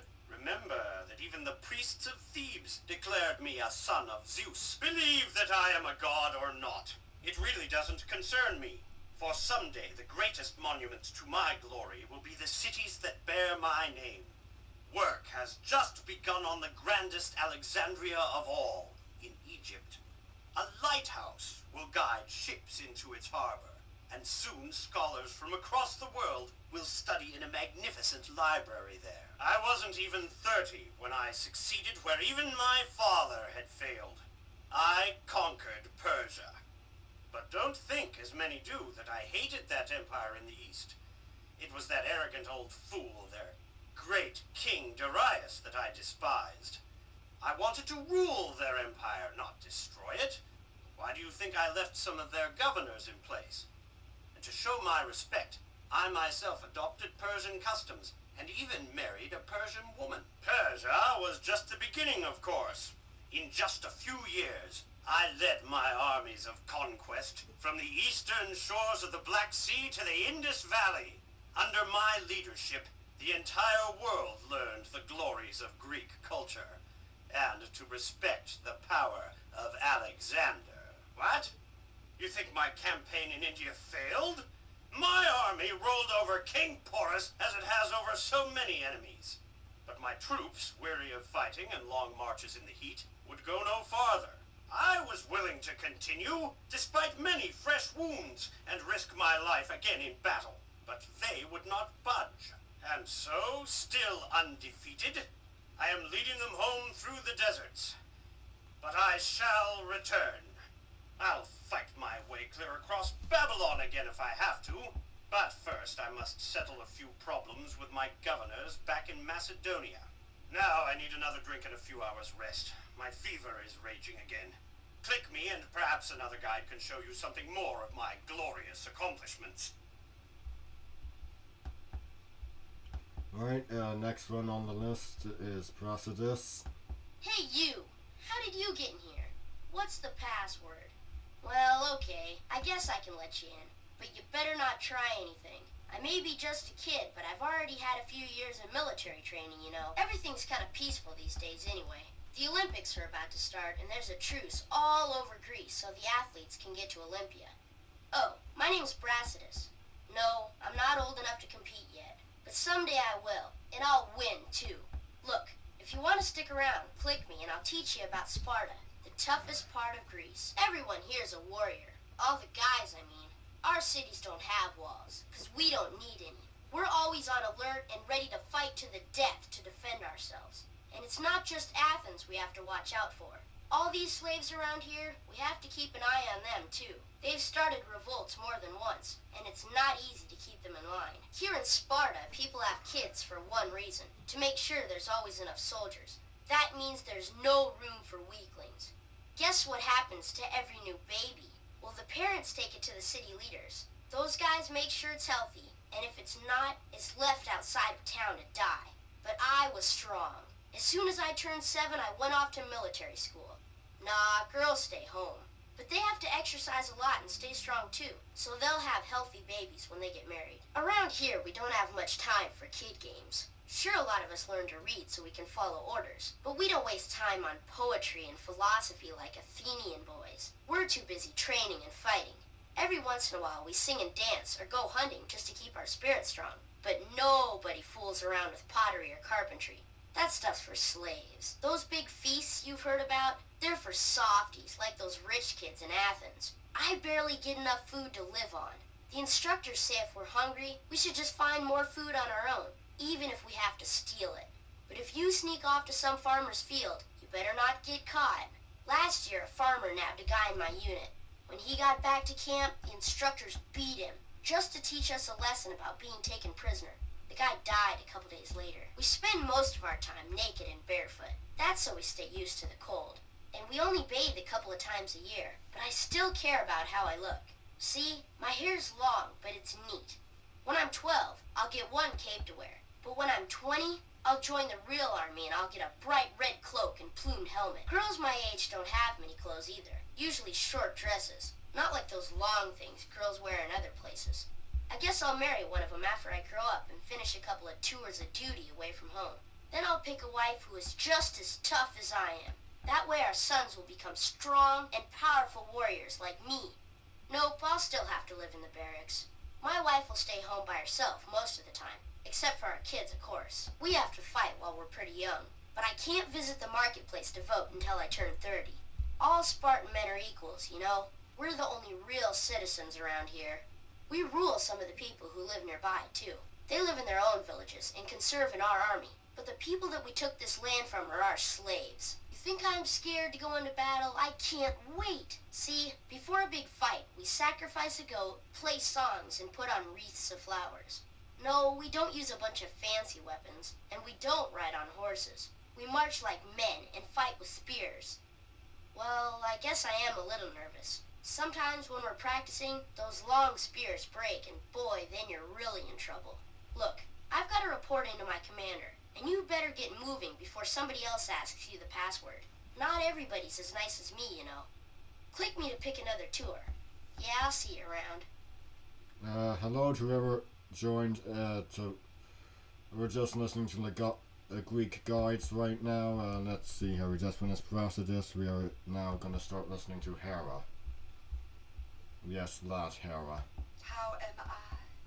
Oh, I'm sure you don't want to hear about my troubles. I mean, it's one thing after another up here on Olympus. No, sit. Make yourself comfortable. I insist. Sure, people talk about me all the time, but they never say anything nice. Can you believe how petty some people are? Every little thing that happens around the house is my fault. I mean, really. One little incident with that homewrecker, Io, and now every time a fly buzzes by, it's Hera's mad at you again. Like I have time to pester humans with bugs. The only thing people give me credit for is being the goddess of childbirth, as if that's a great gift. Oh, you'd think a lot differently if you'd had children like mine. Ares fights all the time. Hephaestus, my big successful son, he's a blacksmith who looks like an anvil fell on his face. And Hebe, little Miss Springtime, flits around making flowers pop up everywhere. Not that I ever get any. I do rate my own temple. I'm an Olympian god, after all. You'll find mine at Argos in the Peloponnesus. Well, it's not that small. You'd have seen it if you'd looked a little harder. Oh, I know. Zeus has a grand temple at Olympia where they play those stupid games in his honor. Of course I've seen Athena's whatever. I suppose it's not bad if you're the type who really likes all those columns. You know that awful girl has a whole city named for her? She's always showing off around here, acting like she knows everything. And that little helmet she wears sometimes. Have you ever seen anything so awful in your life? Zeus says Athena was born right from his skull, as if I don't know about that nymph he chased halfway around the world. Next thing you know, he'll be telling me the father of Helen, the most beautiful woman in the universe, was a swan. No, stay. Have another cup. When people dress up as me in festivals, they wear cow faces. Like I'm supposed to consider it a compliment that I look like a farm animal. That's all Homer's fault, you know, as if I had no taste. Really. Well, let's see. I gave the peacock beautiful eyes on its feathers. After that sneak Hermes killed Argus, my servant with 100 eyes. He was the only one who ever looked out for me, you know. Me? No, I don't get out much. Not like I used to, anyway. Not too long ago, I'd spend more time on the road than Hermes, chasing Zeus most of the time. You wouldn't believe some of the places I found him sneaking around. And those ridiculous disguises. Half the time he looks like a tourist on a half-price cruise. Look, you don't have to go. It's not like I'm that busy. I've got lots of other stories I could tell. Well, how about Dionysus, the god of wine? You can't blame all the trouble he's caused on me. You have Zeus and that little tramp Semele to thank for him. And then there's... well, if you must. Click me again to have another guide show you out. Okay, that was Hera. Let's move on to Homer. Of the wrath of Achilles, goddess, sing. No, that won't work. Goddess, sing of Achilles' wrath. No, that's not right either. Sing, goddess, of the wrath of Peleus' son, Achilles. What? No need to shout. I'm not deaf, you know. All right, I'm coming. I'd get there sooner if you'd give me a hand. Smells like a good feast. How's the crowd look? Well, I wouldn't ask if I could see, now would I? All right, put me up in front so I can get started right after they serve the lamb brains. What?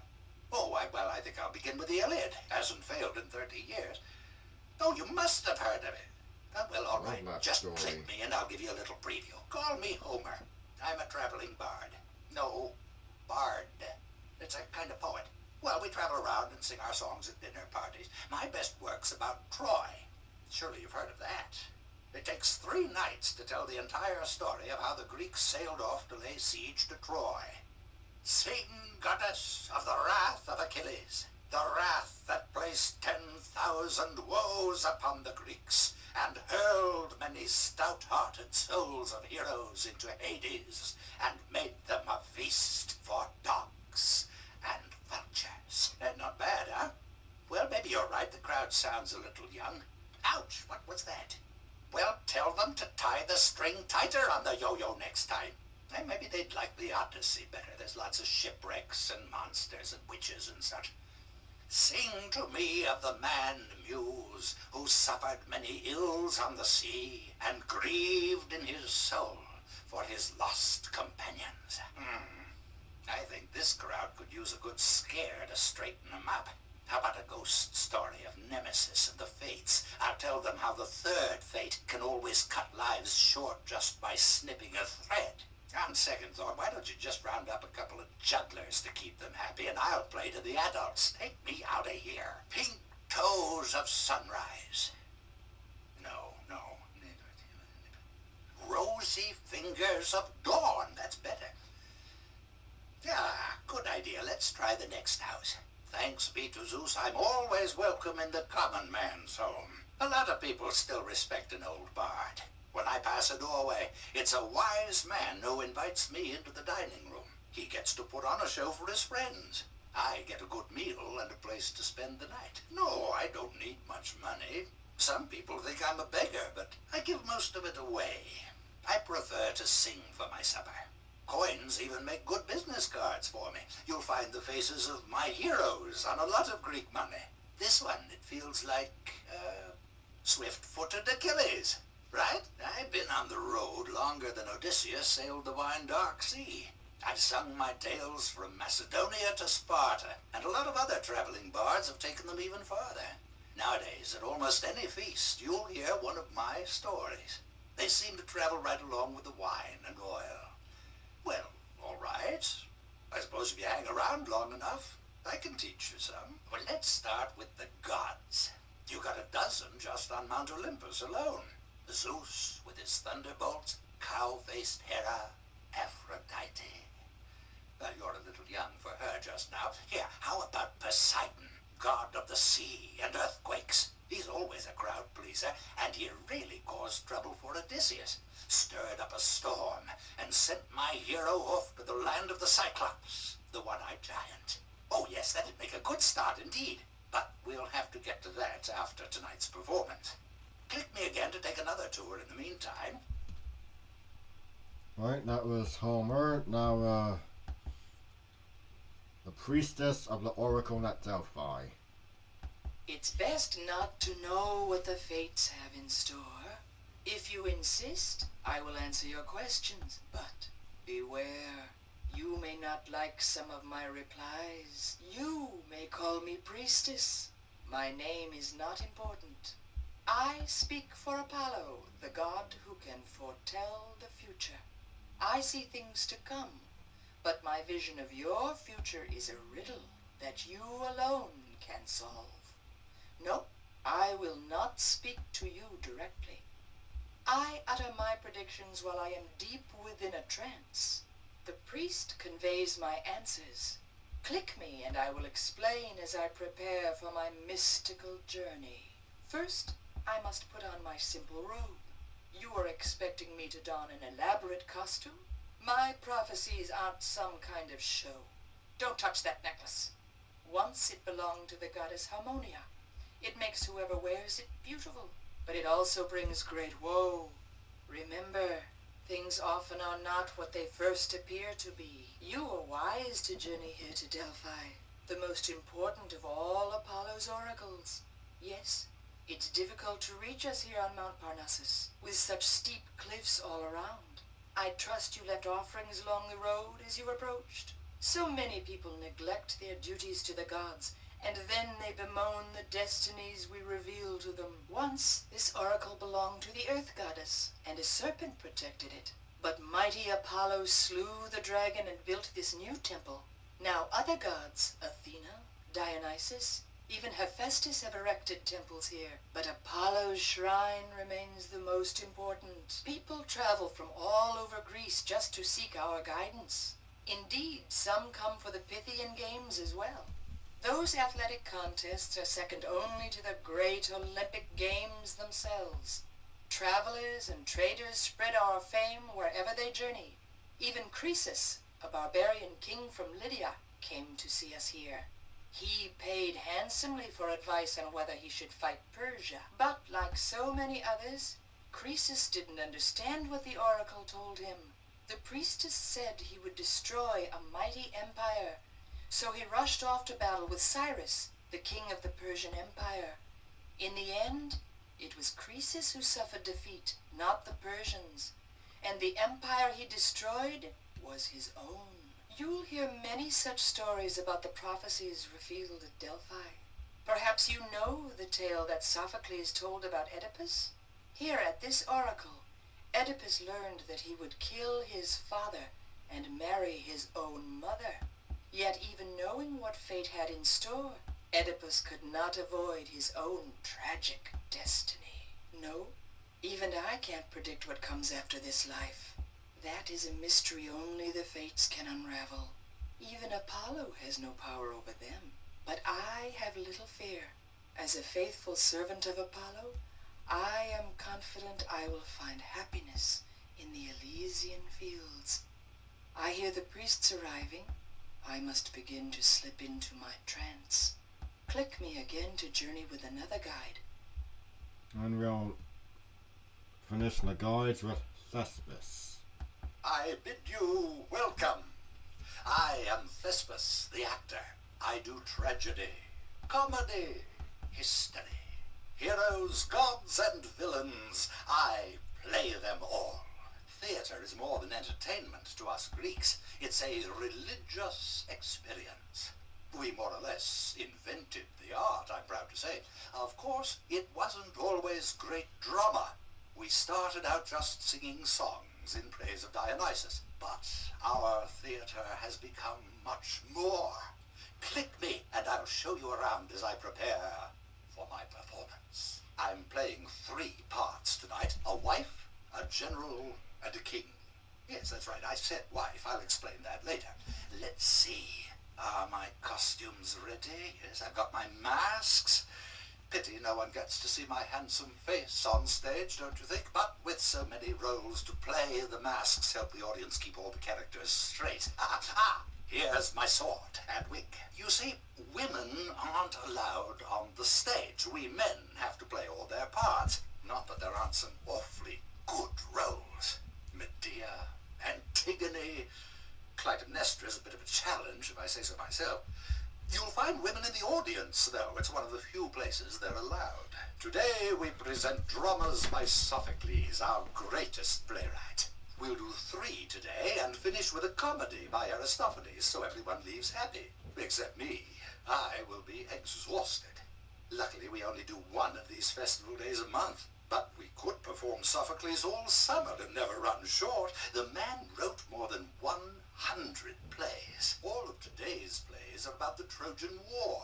There are battles and murders, but you know, the audience sees none of it. All that grim business goes on off stage. We actors make the action come alive when we tell about it. You should be there when my voice chokes as I mourn Achilles. Oh, here, listen to this. Achilles, swift of foot, runs no more, brought down by Paris, Helen's paramour. An arrow pierced his weakest part, shot through the ankle, not as heroes. Heart. Oh, thank you. You're too kind. As I was saying, since the shows go on all day, the crowd brings plenty of food. And if they don't like our performance, they boo and throw things. Of course, I'd rather get hit with an olive pit than whacked with a rock. It's happened, you know.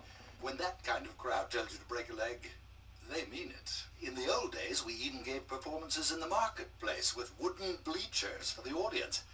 A little too much ammunition around there, if you know what I mean. And nowadays, I play only the big theaters carved out of the hillside. Perhaps you caught me at the Acropolis last year. There is nothing like seeing your name chiseled in stone over the entry. Sure, the pay's not bad now that I'm a big star, but you know, when I first started, all we got was a few glasses of wine, a crown made out of leaves, and some leftover roast goat, if the stage-hands hadn't eaten the whole thing first. Yes? Oh, coming. It's almost time to go on. Click me to visit with another guide. Adieu. That's all for today, everyone. I'm Brian Croydragon signing out. Stay straight.